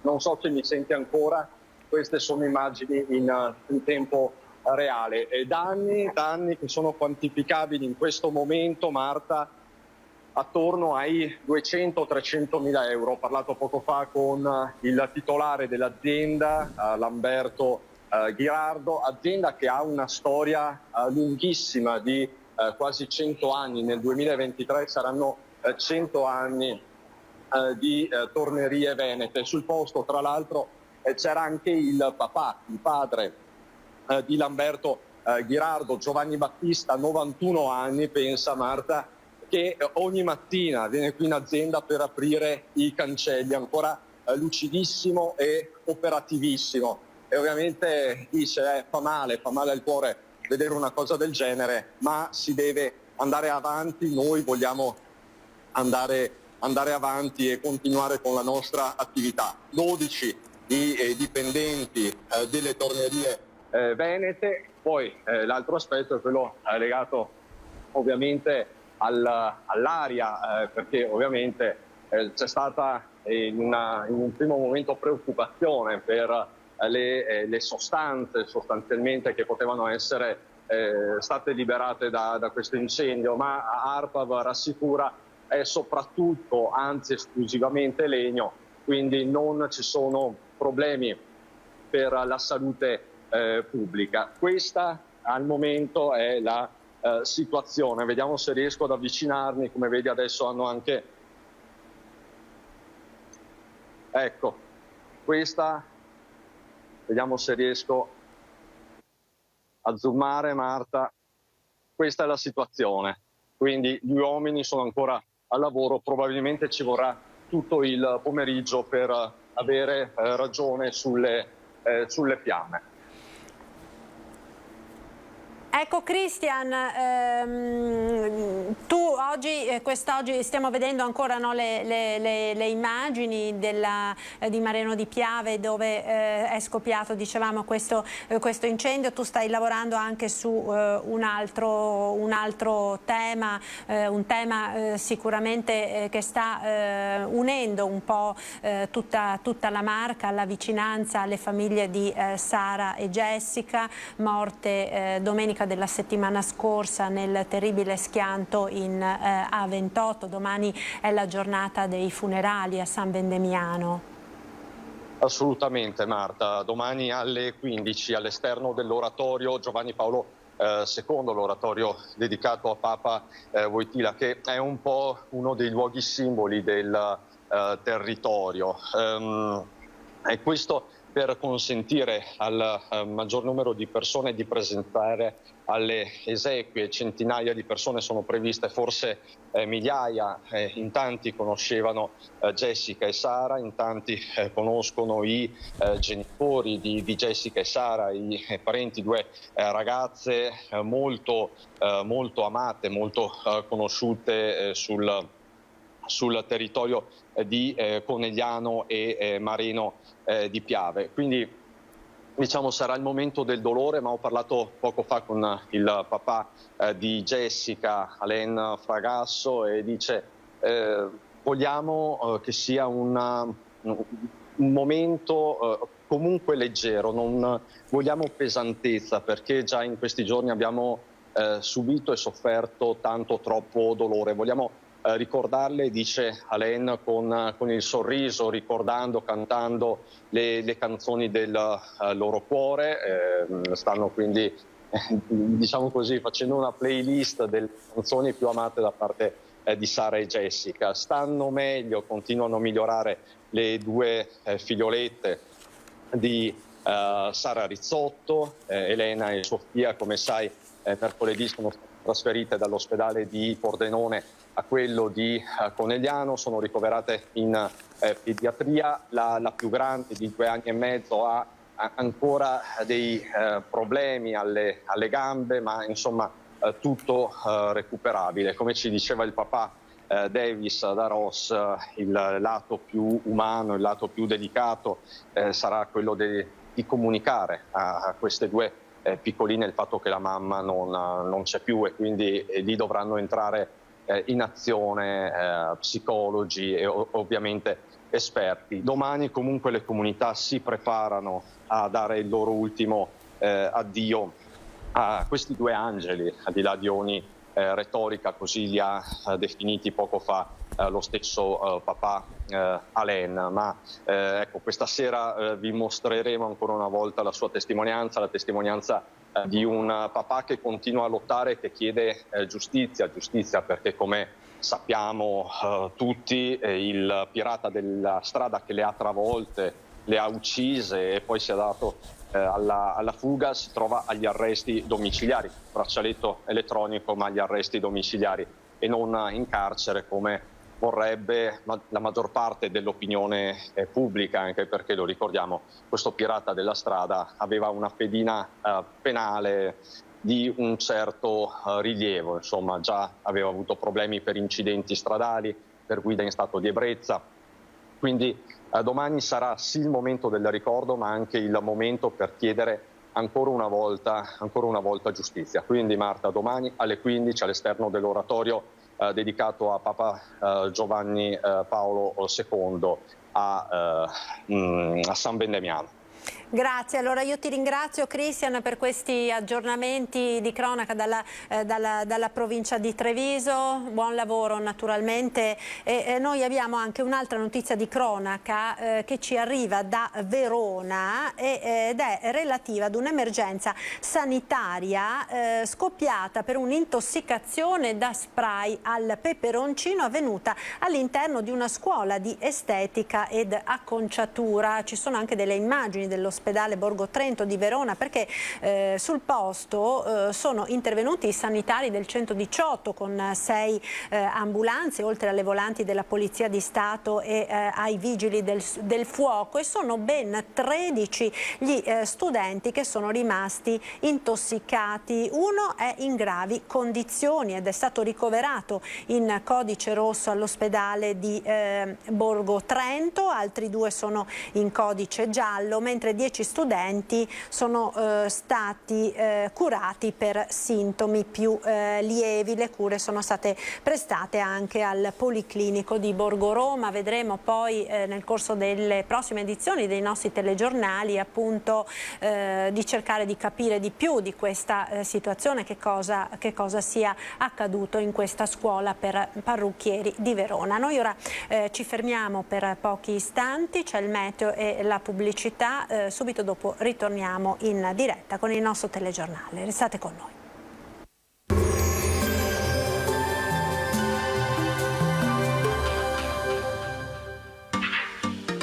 Tremonti, attrezzature e materiale per saldatura professionale a Montebelluna. Bentrovati al meteo. Alta pressione sempre presente, ma venti più umidi affluiscono dai quadranti meridionali. In realtà causeranno ben poche conseguenze sul nostro territorio, dove il tempo rimane tutto sommato buono. Vediamo la situazione nel dettaglio. Sul Veneto la grafica di venerdì 11 febbraio evidenzia un cielo in prevalenza nuvoloso o molto nuvoloso. Possibili riduzioni della visibilità fino al primo mattino in pianura e in qualche fondovalle. Non si escludono però anche locali schiarite soleggiate sui monti e sulle zone pianeggianti. Temperature invariate, minime tra lo 0 e i 5 gradi, massime tra 7 e 11 gradi all'incirca. Spostiamoci ora sul Friuli Venezia Giulia, anche in questo caso avremo molte nubi, come vedete il cielo sarà grigio, qualche parentesi soleggiata in montagna al pomeriggio, occasionali piovaschi sul Triestino. Temperature minime tra 2 e 7 gradi, massime sugli 8-11 gradi. Infine diamo uno sguardo al Trentino Alto Adige, dove la grafica evidenzia invece un contesto diverso. Sarà per lo più soleggiato, solo con qualche annuvolamento, ma del tutto innocuo. Temperature minime intorno a -1-2 gradi, massime sui 12 all'incirca. Dal meteo per ora è tutto, grazie per l'attenzione e arrivederci.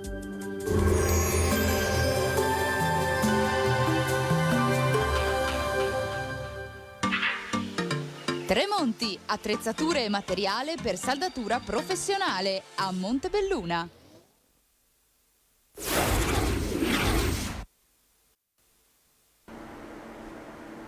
Eccoci nuovamente in diretta con la prima edizione dei nostri telegiornali, un flash che arriva da Pechino perché c'è un'altra medaglia targata Veneto, arrivata proprio pochi istanti fa sul pattinaggio su ghiaccio. È il vicentino Davide Ghiotto che ha conquistato il bronzo nei 10.000 metri appunto di pattinaggio su ghiaccio. L'oro è stato vinto dallo svedese Nils van der Poel. Per quanto riguarda appunto il nostro atleta, l'atleta vicentino Davide Ghiotto, anche egli è stato da record, visto che ha stabilito appunto proprio poco fa il nuovo primato italiano.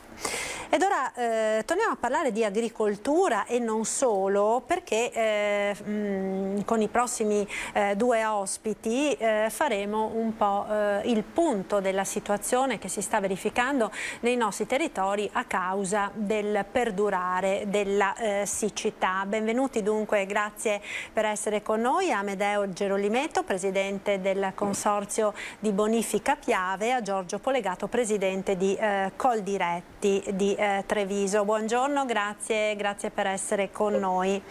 Buongiorno a voi. Buongiorno. Gerolimetto, allora, in che situazione siamo? Non piove da mesi ormai e ci stiamo rendendo conto tutti quanto stia incidendo, no, la siccità nel nostro territorio. Sicuramente stiamo vivendo un momento molto delicato e preoccupante anche per certi aspetti, perché se continua a perdurare un andamento climatico di questo tipo, effettivamente i laghi di montagna non si riempiono e noi siamo molto preoccupati poi per l'irrigazione anche dell'estate, oltre che indubbiamente già adesso, perché già in questa fase le nostre culture vernine stanno soffrendo e perciò il problema si sta acuendo sempre di più. Ecco, i bacini montani peraltro, oltre che ad essere quasi vuoti, se permane questa situazione non si riempiranno nemmeno più di tanto per lo scioglimento delle nevi, perché purtroppo anche in montagna quest'inverno ha nevicato davvero molto poco, no? Dobbiamo tenere presente che noi Enel Green Power ha l'obbligo di svuotare i bacini di montagna all'arrivo dell'inverno per norma, per legge, per essere in grado, essere pronti a fronte di forti precipitazioni, tanto è vero che i laghi di montagna oggi sono a circa 1/3 della loro portata, come di fatto è previsto per norma. Purtroppo durante l'autunno e l'inverno non è piovuto, come giustamente ricordava lei prima, sono mancate anche le nevicate, perché abbiamo avuto un inizio nella fase iniziale dell'inverno, qualche nevicata importante, poi niente più e adesso continua a non nevicare e questo ci preoccupa molto. Sia da un lato perché la neve è indispensabile, soprattutto nella fase estiva, quando inizia lentamente a sciogliersi e riesce a rimpinguare i laghi nel momento in cui effettivamente c'è assolutamente bisogno poi. E i laghi stessi che adesso sono, appunto, come dicevamo prima, vuoti sostanzialmente, e questo ci preoccupa moltissimo. Ecco, polegato sul fronte dell'agricoltura, che conseguenze sta determinando già ora questa perdurante, diciamo, siccità, nonostante insomma sia una stagione che ancora non necessita di grandissima irrigazione, però qualche problema comincia ad esserci già ora, già in questo momento? Diciamo che siamo al limite, nel senso che ancora danni non ne stiamo vedendo fortunatamente, però chiaramente questa situazione non può andare avanti molto. Diciamo, parlando poi con i nostri produttori, quelli diciamo più attivi in questo momento nell'orticolo, in particolare con radicchio, diciamo che non hanno questi grossi problemi ancora al momento, però ripeto, la situazione è alquanto critica. Abbiamo diciamo buone speranze perché mi sembra che lunedì e martedì abbiano messo un po' di acqua e questo sicuramente aiuterà i nostri produttori e non solo, visto appunto la carenza che abbiamo visto in questi mesi. E poi il rischio è anche quello che magari più avanti in primavera non succedano quei fatti che abbiamo visto negli ultimi anni con queste bombe d'acqua che invece di portare beneficio portano solo esclusivamente danni. Questo è un po' che si va a acuire poi il problema al contrario in primavera. Questo speriamo non succeda quest'anno perché nel 2021 abbiamo avuto circa una sessantina di precipitazioni in provincia di Treviso con 50 giorni di 50 volte anche grandinato in varie parti della provincia, perciò con danni importanti. Questo si è visto negli ultimi anni in maniera veramente importante, gravando appunto sulle coltivazioni del territorio. Perciò ci sono una serie di criticità che andremo appunto a monitorare per capire che non sia purtroppo una tendenza degli ultimi anni che non si ripeta anche quest'anno, lo speriamo ovviamente di no, però intanto godiamoci almeno questa pioggia che sembra che lunedì e martedì arrivi nella provincia di Treviso.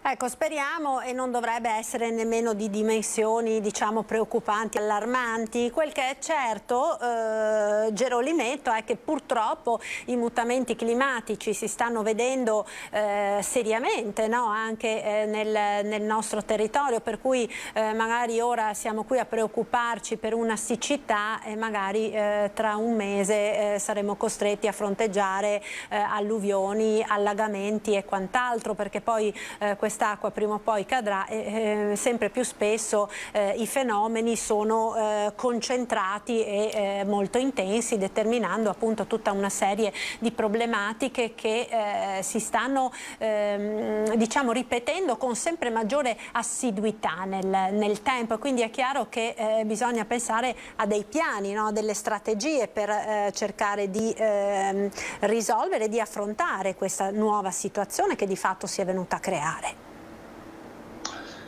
Il mutamento climatico è sotto gli occhi di tutti, è l'argomento che è oggetto di attenzione e di discussione.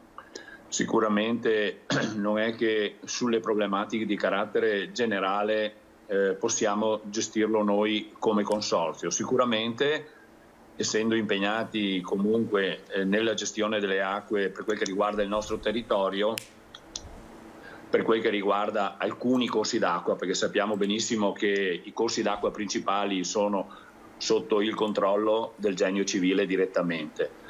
Quali risposte è possibile dare in questo caso? Sicuramente tutto il lavoro di manutenzione dei canali è fondamentale, perché tra l'altro proprio con i prossimi giorni inizieranno un periodo di asciutte. Cosa vuol dire? Vuol dire che noi sostanzialmente togliamo tutta l'acqua dai canali e iniziamo a fare le manutenzioni prima della stagione irrigua, e di conseguenza prepariamo i corsi d'acqua e cerchiamo di metterli in ordine e fare le manutenzioni che servono, dalla pulizia dei sifoni a pulizia dei corsi d'acqua e delle canalette e degli impianti irrigui.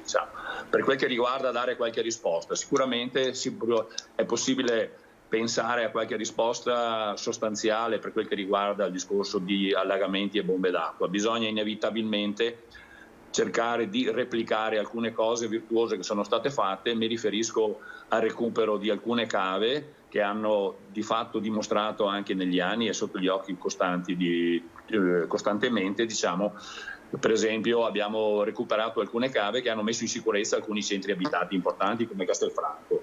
Questo sarebbe opportuno riuscire a replicarle in altre zone, avendo un duplice funzione, un duplice ruolo. Da un lato come stoccaggio dell'acqua per i 2 mesi critici dell'estate, mi riferisco a luglio e ad agosto e a giugno, e dall'altro riuscire a utilizzarli anche come bacini di laminazione, cioè di contenimento e trattenimento dell'acqua nelle fasi, appunto, come diceva giustamente prima il Presidente, che si creano sempre più spesso queste bombe d'acqua che sono ingovernabili, perché poi quando in pochissimi istanti incominciano a cadere decine e decine di centimetri d'acqua diventano effettivamente difficilmente governabili.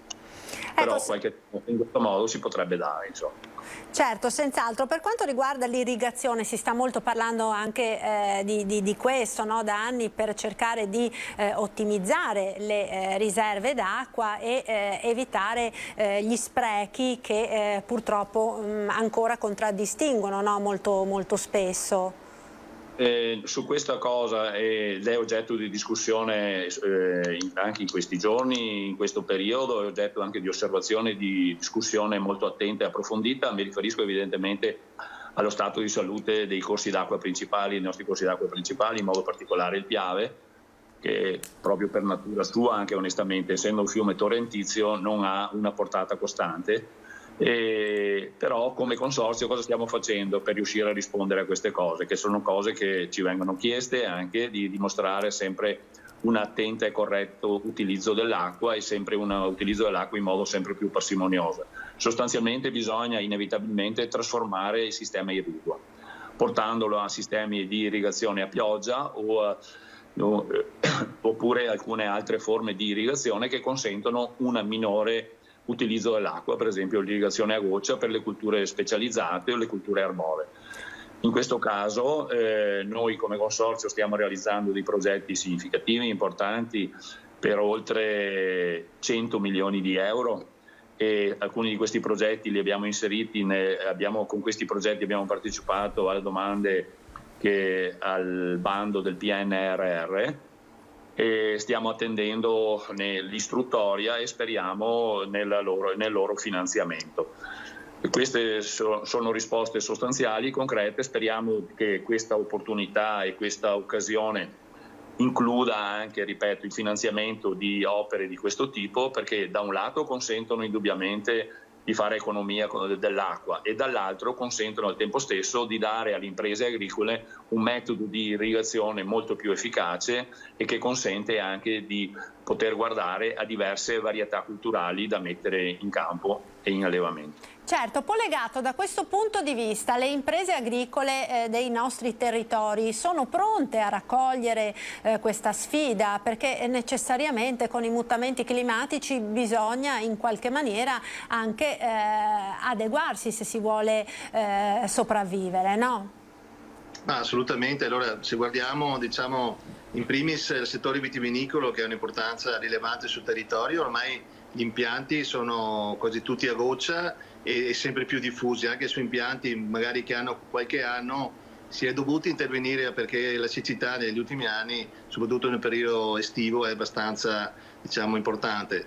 E da questo punto di vista si stanno facendo degli investimenti importanti nelle aziende perché diventano necessari e vitali per salvare la produzione, non solo nell'ambito viticolo ma anche nel seminativo. È chiaro che se ci fosse la possibilità di avere appunto l'acqua, come diceva il Presidente Gerolimetto, non più a scorrimento ma a pioggia, sarebbero comunque di vantaggi che porterebbe a un risparmio reale di consumo.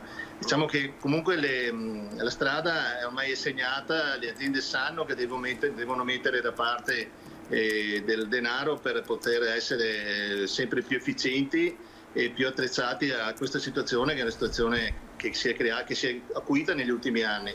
Perciò io sono convinto che si vada verso sempre di più un risparmio idrico, perché ormai è un fatto necessario, appunto, visto anche le difficoltà che vediamo in questo momento, che quando c'è bisogno dell'acqua non c'è, quando invece arriva in quantità esagerata.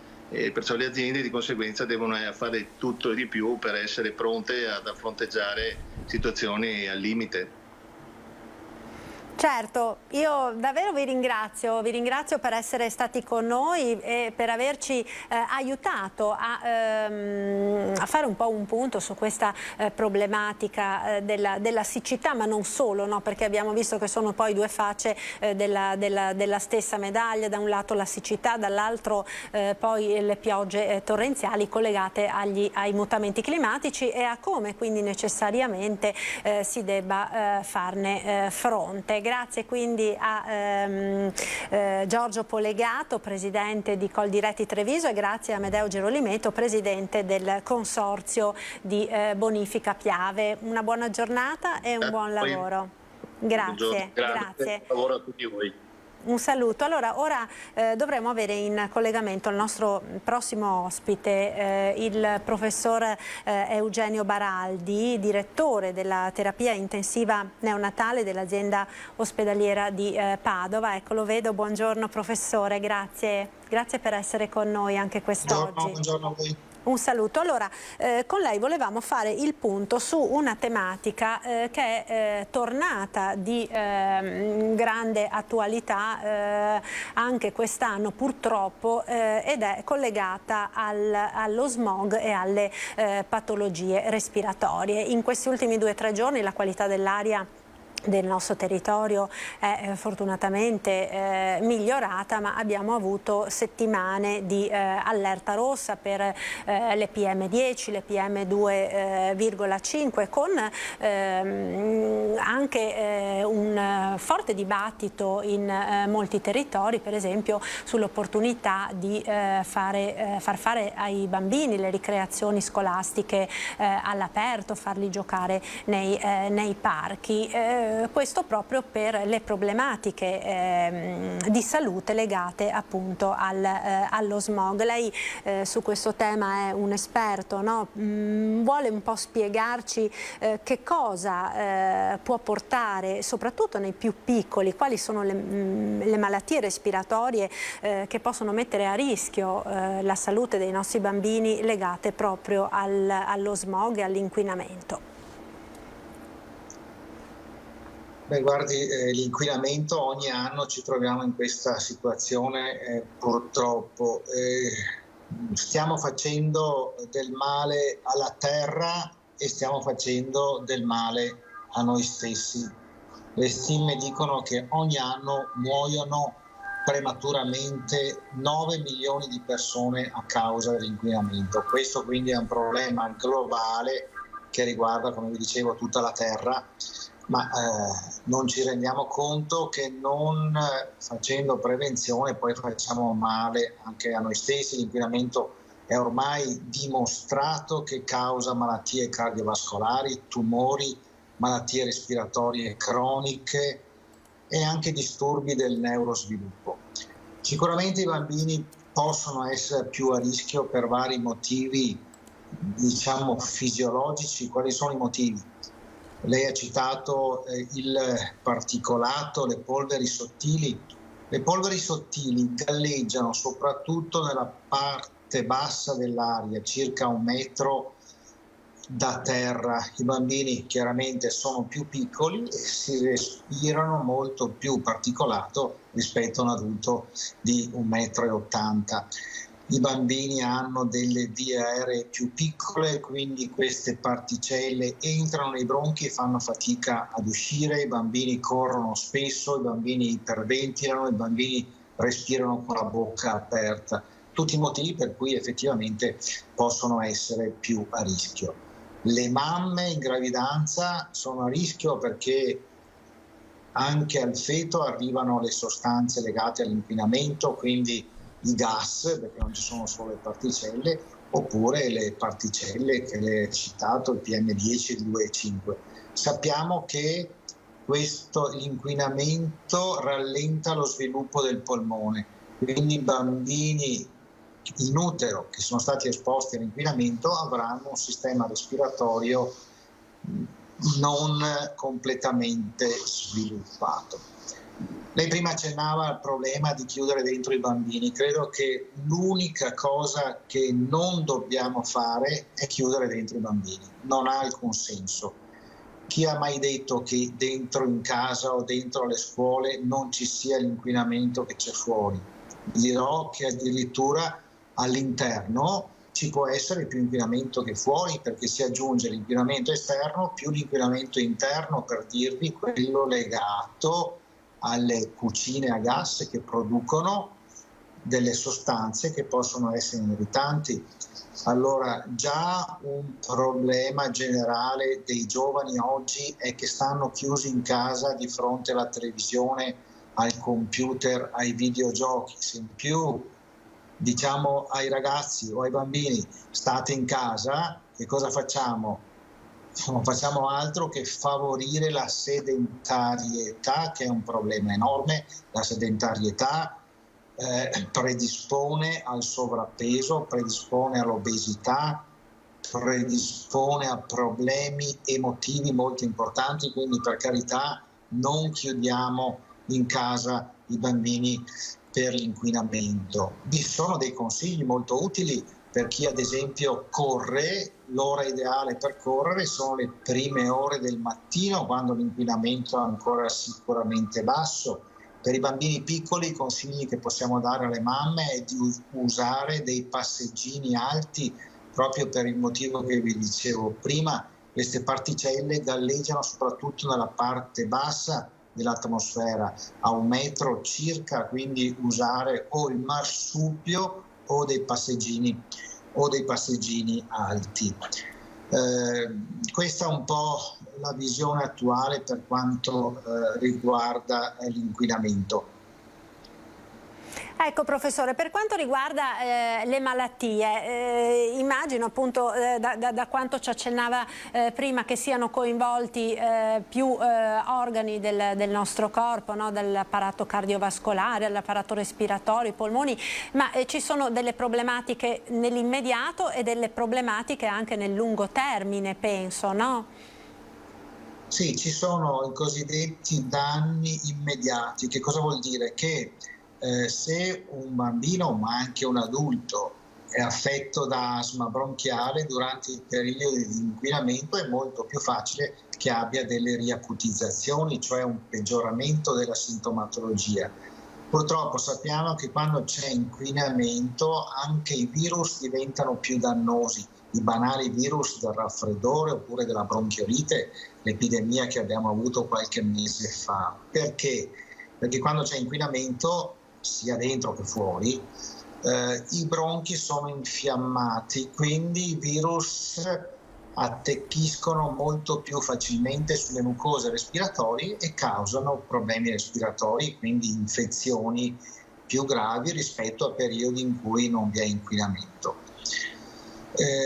Questi sono i danni immediati, poi ci sono i danni a lungo termine. Anche qui ormai vi sono evidenze chiare che chi vive in zone particolarmente inquinate, quindi in città, persone che vivono lungo le vie di alto traffico, eccetera, questo può anche innescare il fatto che uno diventi asmatico, oppure che abbia la malattia polmonare cronica dell'adulto, la bronchite cronica dell'adulto, e poi tutte le malattie che dicevamo prima. Sicuramente l'inquinamento è coinvolto nello sviluppo di malattie cardiovascolari, dell'aterosclerosi, quindi tutti problemi molto molto importanti. E non ultimo è il problema legato a sostanze chimiche che vengono usate per i terreni. Che cosa succede? Queste sostanze chimiche poi diffondono, si muovono. Purtroppo nel Veneto abbiamo degli esempi molto recenti, per cui i bambini che spesso giocano per terra è più facile che vengano a contatto con questi pesticidi, ad esempio, che vengono facilmente assorbiti già con il contatto quando i bambini giocano per terra.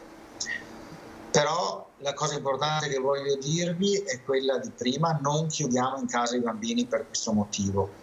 Oggi un concetto dominante, e in certe nazioni sono stati fatti programmi per favorire il cosiddetto green time, cioè aumentare il più possibile il tempo che i bambini e i ragazzi passano all'aperto.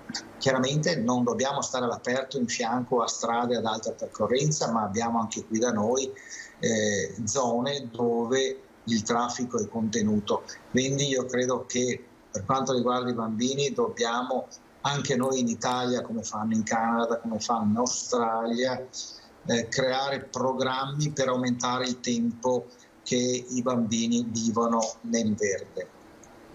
Ecco professore, nella sua esperienza ha notato negli anni un aumento delle patologie respiratorie, delle patologie di questo tipo nei bimbi, collegate appunto a queste alte percentuali di inquinamento che purtroppo abbiamo nel nostro territorio? Ma i dati che abbiamo, allora, per fare una rilevazione del genere servono 10-15 anni. I dati certi che abbiamo sono quelli del pronto soccorso pediatrico. E che cosa notiamo? Che tipicamente quando vi è un aumento di queste sostanze nell'aria vi sono più accessi asmatici, più bambini che vengono per infezioni respiratorie. Questo è un dato certo che abbiamo. Poi non abbiamo dati nostri, ma dati della letteratura, vi sono certe dove hanno dimostrato che vivere in zone inquinate aumenta la percentuale di asma. Su questo ormai vi sono dati certi.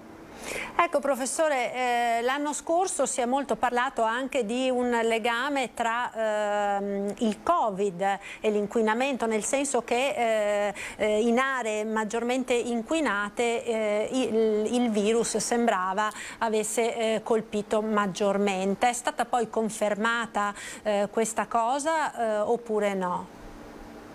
Ma sa, questo è un concetto che vale per tutte le infezioni respiratorie, che siano Covid, che sia il virus della bronchiolite, che sia qualsiasi altro virus. Nel momento in cui nell'aria vi sono queste sostanze quando vengono inalate innescano una infiammazione delle vie aeree, uno stress ossidativo delle vie aeree, per cui il virus molto più facilmente causano un danno. Quindi quando c'è inquinamento, un'infezione virale che magari in maggio, quando c'è meno inquinamento, causa solo un raffreddore, in febbraio può causare anche la bronchite.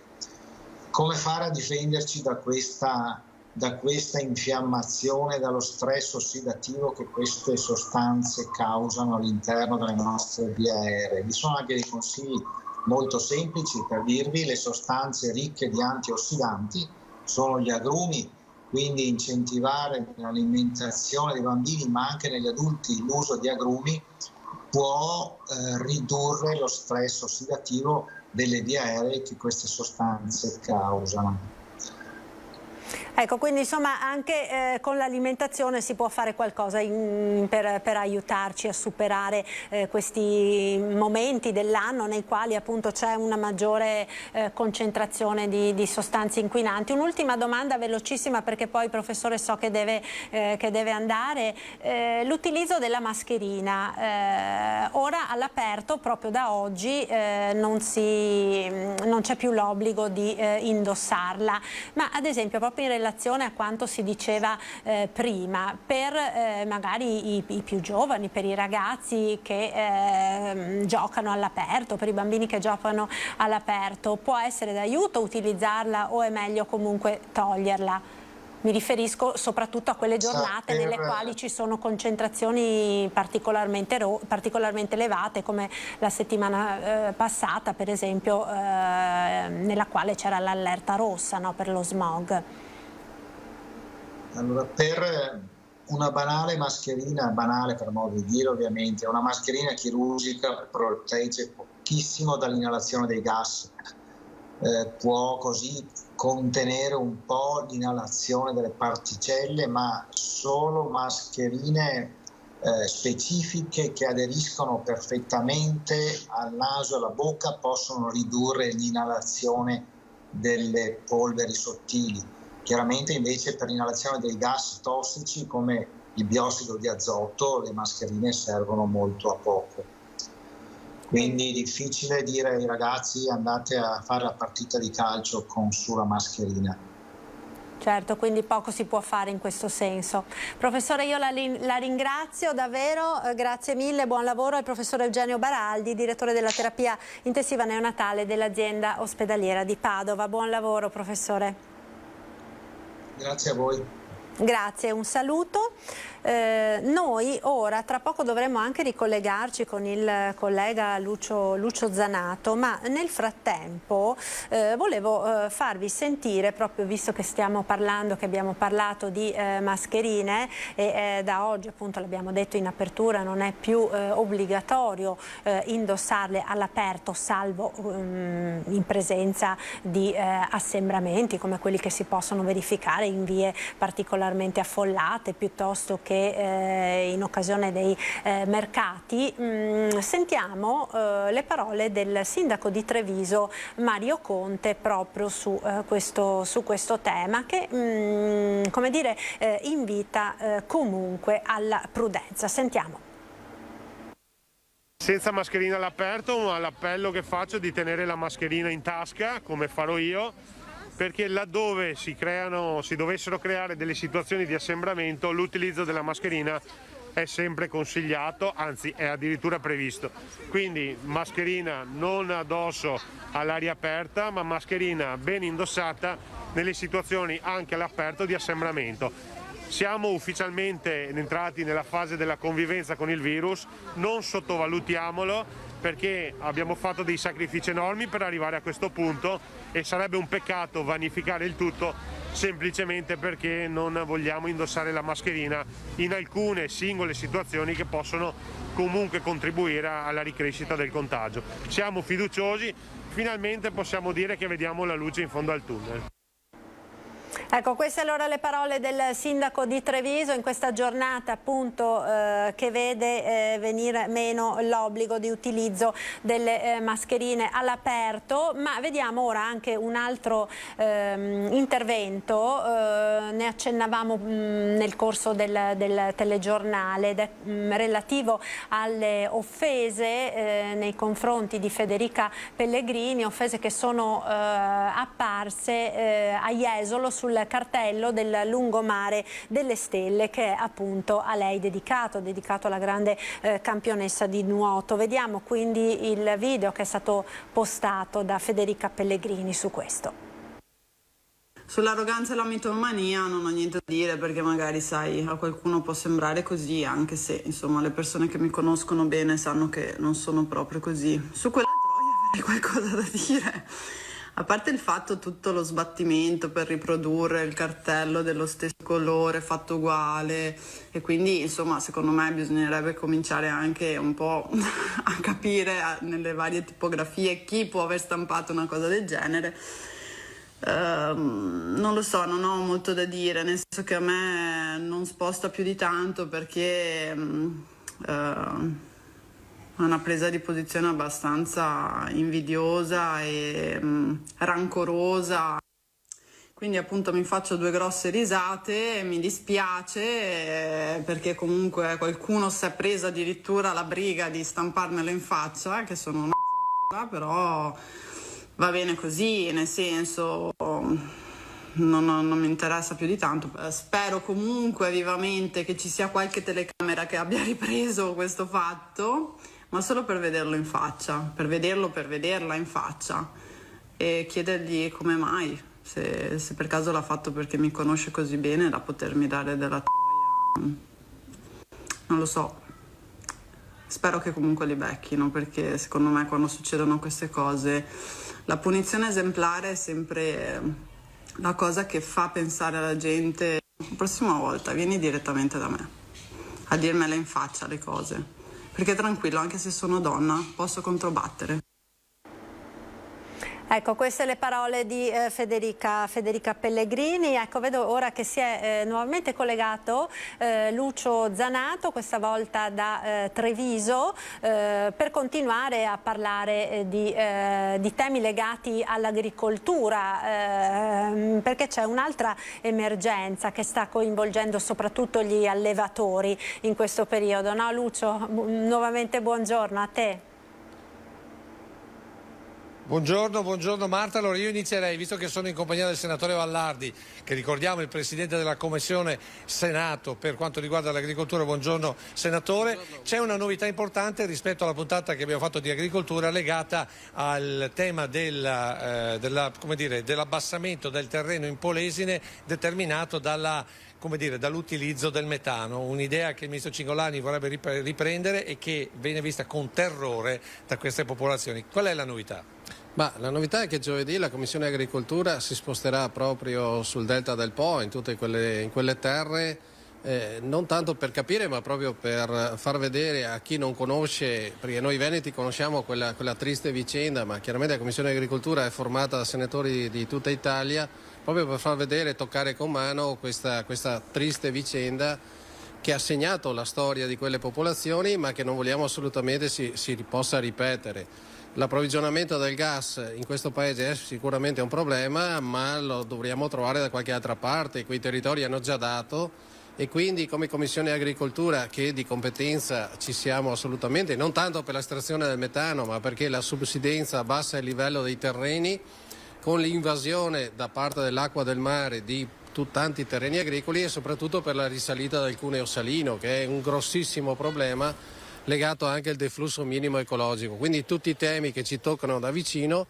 e che giovedì arriveremo là sul posto, incontreremo i sindaci, incontreremo il prefetto e inizieremo a parlare in maniera approfondita di questo tema. Senta, velocemente abbiamo pochissimo tempo. L'altro tema invece che noi stiamo esplorando con la puntata di agricoltura è la peste suina. Un altro tema importante, gli allevatori sono preoccupati, non è arrivata in Veneto, va detto, la peste suina non colpisce l'uomo, va detto anche questo, però colpisce gli allevamenti e vediamo quello che sta succedendo in Piemonte e in Liguria. Voi come Commissione Agricoltura, voi in Parlamento, cosa state pensando, come avete intenzione di agire per proteggere questo nostro settore importante, perché ricordiamo che anche in Veneto ad esempio partono i cosciotti che fanno il prosciutto di Parma piuttosto che il San Daniele. È un discorso, oltre che dal punto di vista fitosanitario, è un grosso problema commerciale, perché chiaramente la peste suina non aiuta dal punto di vista dell'immagine il settore dell'allevamento dei suini. Bisogna combatterlo, è più di un mese che ne stiamo parlando in Commissione, è stato fatto un primo provvedimento, sono stati stanziati 50 milioni di euro da parte del Ministero dell'Agricoltura. Il Ministro Patuanelli proprio in questi giorni, mi sembra questa mattina o forse oggi pomeriggio, uscirà con un nuovo decreto proprio a favore della Liguria, a favore del Piemonte, e speriamo si fermi lì. Proprio si sta ragionando per arginare il territorio di 144 comuni, non sono pochi, 144 comuni, si sta pensando in maniera tecnica come fermare i cinghiali, perché chiaramente questi si muovono, non si riescono assolutamente a contingentare, sta parlando addirittura di recintare con delle reti, e non è uno scherzo, questi 144 comuni proprio per delimitarli, perché proprio fisicamente bisogna impedire che questi cinghiali si spostino da altre parti. Quindi dal punto di vista tecnico c'è l'attenzione da parte di tutti, non bisogna allarmarsi più di tanto, bisogna vietare la caccia, bisogna vietare addirittura il turismo, perché poi chi passa per un terreno che è contaminato con le scarpe porta i batteri, porta il virus da altre parti. Quindi è un discorso molto complesso. Ci stiamo lavorando, ci stanno lavorando e chiaramente con attenzione penso si riesca a contingentare questo ulteriore problema che ci è capitato. Ecco, gli agricoltori però chiedono di rivedere la legge sulla salvaguardia delle specie selvatiche, perché questa limita l'eradicazione o comunque il controllo dei cinghiali, che in questo momento sono decisamente in sovrannumero un po' in tutto il territorio veneto. Sì, sono due temi diversi. Andare a caccia adesso che c'è la peste suina è assolutamente controproducente, perché i cacciatori aumenterebbero il rischio contagio, perché camminando con gli stivali, con le scarpe, porterebbero i batteri da altre parti. Altro tema importantissimo sul quale stiamo discutendo ormai da anni, ma è inutile negarlo, lì ci sono i 5 Stelle che non vogliono assolutamente che la caccia agli animali sia, anche se sappiamo provocano tantissimi danni agli agricoltori. La revisione della 157 va fatta assolutamente, ma credo che in Parlamento, finché esistono i 5 Stelle, e qui è giusto dirlo, non ne usciamo da questa storia. Ecco, Lucio, grazie al senatore Vallardi. Marta, se ci sono... Dimmi, se ci sono domande, se no ti do la linea. Stavo salutando, Lucio, perché dobbiamo andare in pubblicità, quindi grazie a Lucio Zanato e al senatore Vallardi per questo collegamento. Buon lavoro, noi ora ci fermiamo per qualche istante di pubblicità, restate con noi. Eccoci nuovamente in diretta con il nostro telegiornale. In questi ultimi minuti parliamo di un'iniziativa che è stata organizzata per il 14 di febbraio, giorno di San Valentino, dall'associazione Unlights in collaborazione con l'ospedale di Treviso, il reparto delle malattie infettive, ed è quella di uno screening gratuito, di un test gratuito per il virus dell'AIDS. Allora ringrazio per essere con noi la dottoressa Maria Cristina Rossi e il primario Pier Giorgio Scotton. Buongiorno, grazie per essere con noi. Dottoressa Rossi, allora com'è nata l'idea di dedicare questa giornata, la giornata di San Valentino, appunto a questo test per l'AIDS rivolto ai giovani, ma non solo, naturalmente?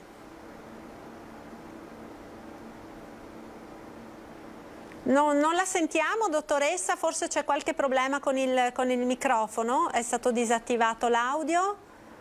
No, a me risulta... Ecco, ora la sento, perfetto. Dicevo che vi ringrazio di questa opportunità. Allora, sono il presidente, infettivologa dell'ospedale qui delle malattie di Treviso, ma presidente di un'associazione che è l'Unlights, sede trevigiana, quindi sede di Treviso. L'Unlights è un'associazione nazionale lotta AIDS. Questa nostra associazione, a cui teniamo molto, è proprio dedicata a un nostro collega che volevo ricordare, che si chiama appunto Rodolfo Fuser. La nostra associazione ha proprio lo scopo di informare, sensibilizzare sull'HIV la popolazione, perché non se ne parla mai di HIV se non il giorno del 1° dicembre, che è la giornata mondiale dell'AIDS. Non se ne parla perché c'è stato il Covid, però l'HIV c'è, non è che se non ne parliamo non esiste più. E San Valentino ci sembrava appunto un'occasione, una festa insomma degli innamorati dell'amore, di parlarne. Perché? Perché l'80% delle persone in Italia, ma anche qui da noi a Treviso, si infetta attraverso rapporti sessuali. Quindi le persone non si infettano come 20 anni fa perché utilizzano sostanze stupefacenti o perché, come veniva chiamata una volta, la peste a gay interessa solo gli omosessuali. L'HIV ha una trasmissione per via sessuale e quindi interessa le persone anche eterosessuali che hanno rapporti sessuali. Però loro non fanno il test e questo comporta che una terapia curabilissima porti anche a volte alla morte della persona. Quindi va diagnosticata in tempo e l'unico modo per diagnosticarla, non avendo sintomi, questa malattia all'inizio, è fare il test.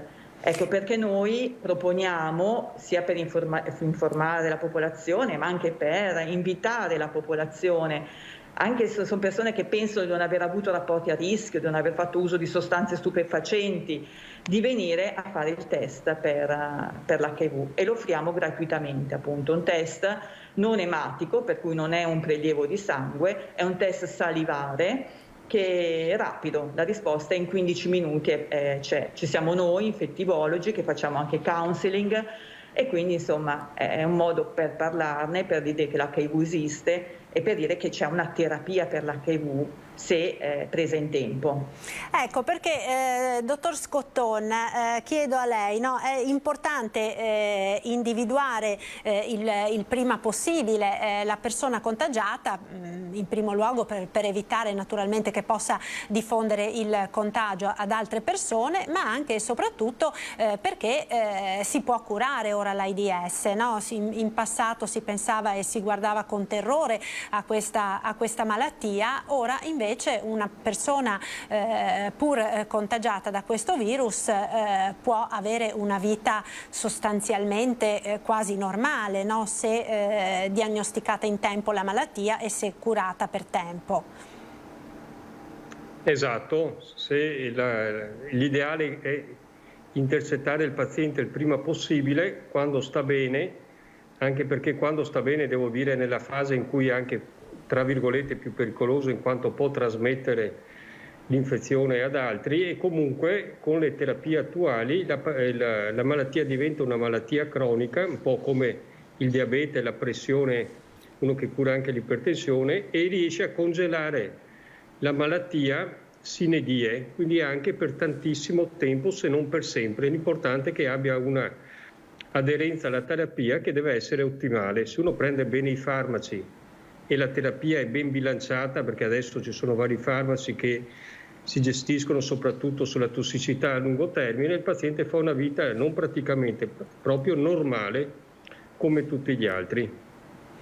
Ecco, quindi vogliamo ricordare che cosa bisogna fare se chi ci sta ascoltando appunto è interessato a poter usufruire di questa opportunità che viene data appunto per la giornata del 14 di febbraio per poter fare questo test gratuito presso le malattie infettive dell'ospedale di Treviso. Che cosa bisogna fare? Bisogna prenotarsi? Come funziona, dottoressa?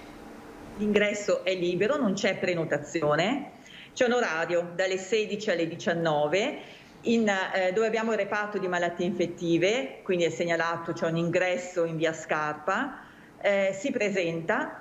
La cosa che chiediamo è che per l'attendibilità del test non occorre aver mangiato ma neanche una caramella, un chewing gum nel quarto d'ora precedente. Fa una chiacchierata con noi, quindi non c'è assolutamente da aver paura e timore di venire a fare il test, e questo lo dico soprattutto ai ragazzi più giovani. Aspettano 15 minuti e avremo il risultato. Ecco, allora io davvero vi ringrazio, ricordiamo quindi lunedì 14 febbraio, festa degli innamorati, fate anche un gesto nei confronti delle persone delle quali siete innamorati, un gesto d'amore proprio sottoponendovi a questo test gratuito presso l'ospedale di Treviso, reparto malattie infettive Padiglione F. Grazie mille alla dottoressa Maria Cristina Rossi e grazie al primario Pier Giorgio Scotton per essere stati con noi. Una buona giornata e un buon lavoro. Grazie. Grazie ancora, noi siamo giunti al termine di questa edizione che finisce qualche minuto prima quest'oggi perché alle 15:30, quindi abbiamo un po' riorganizzato la programmazione, alle 15:30 andrà in onda in diretta dalla chiesa di Madonna Granda di Treviso la messa celebrata dal vescovo di Treviso Monsignor Tomasi, in occasione della giornata del malato, quindi dalle 15:30 in diretta su Antena 3, questo appuntamento che consentirà naturalmente a tutte le persone che lo vorranno di poter assistere alla celebrazione eucaristica da casa propria. Grazie mille dunque ancora per l'attenzione, una buona giornata e un buon proseguimento con i nostri programmi.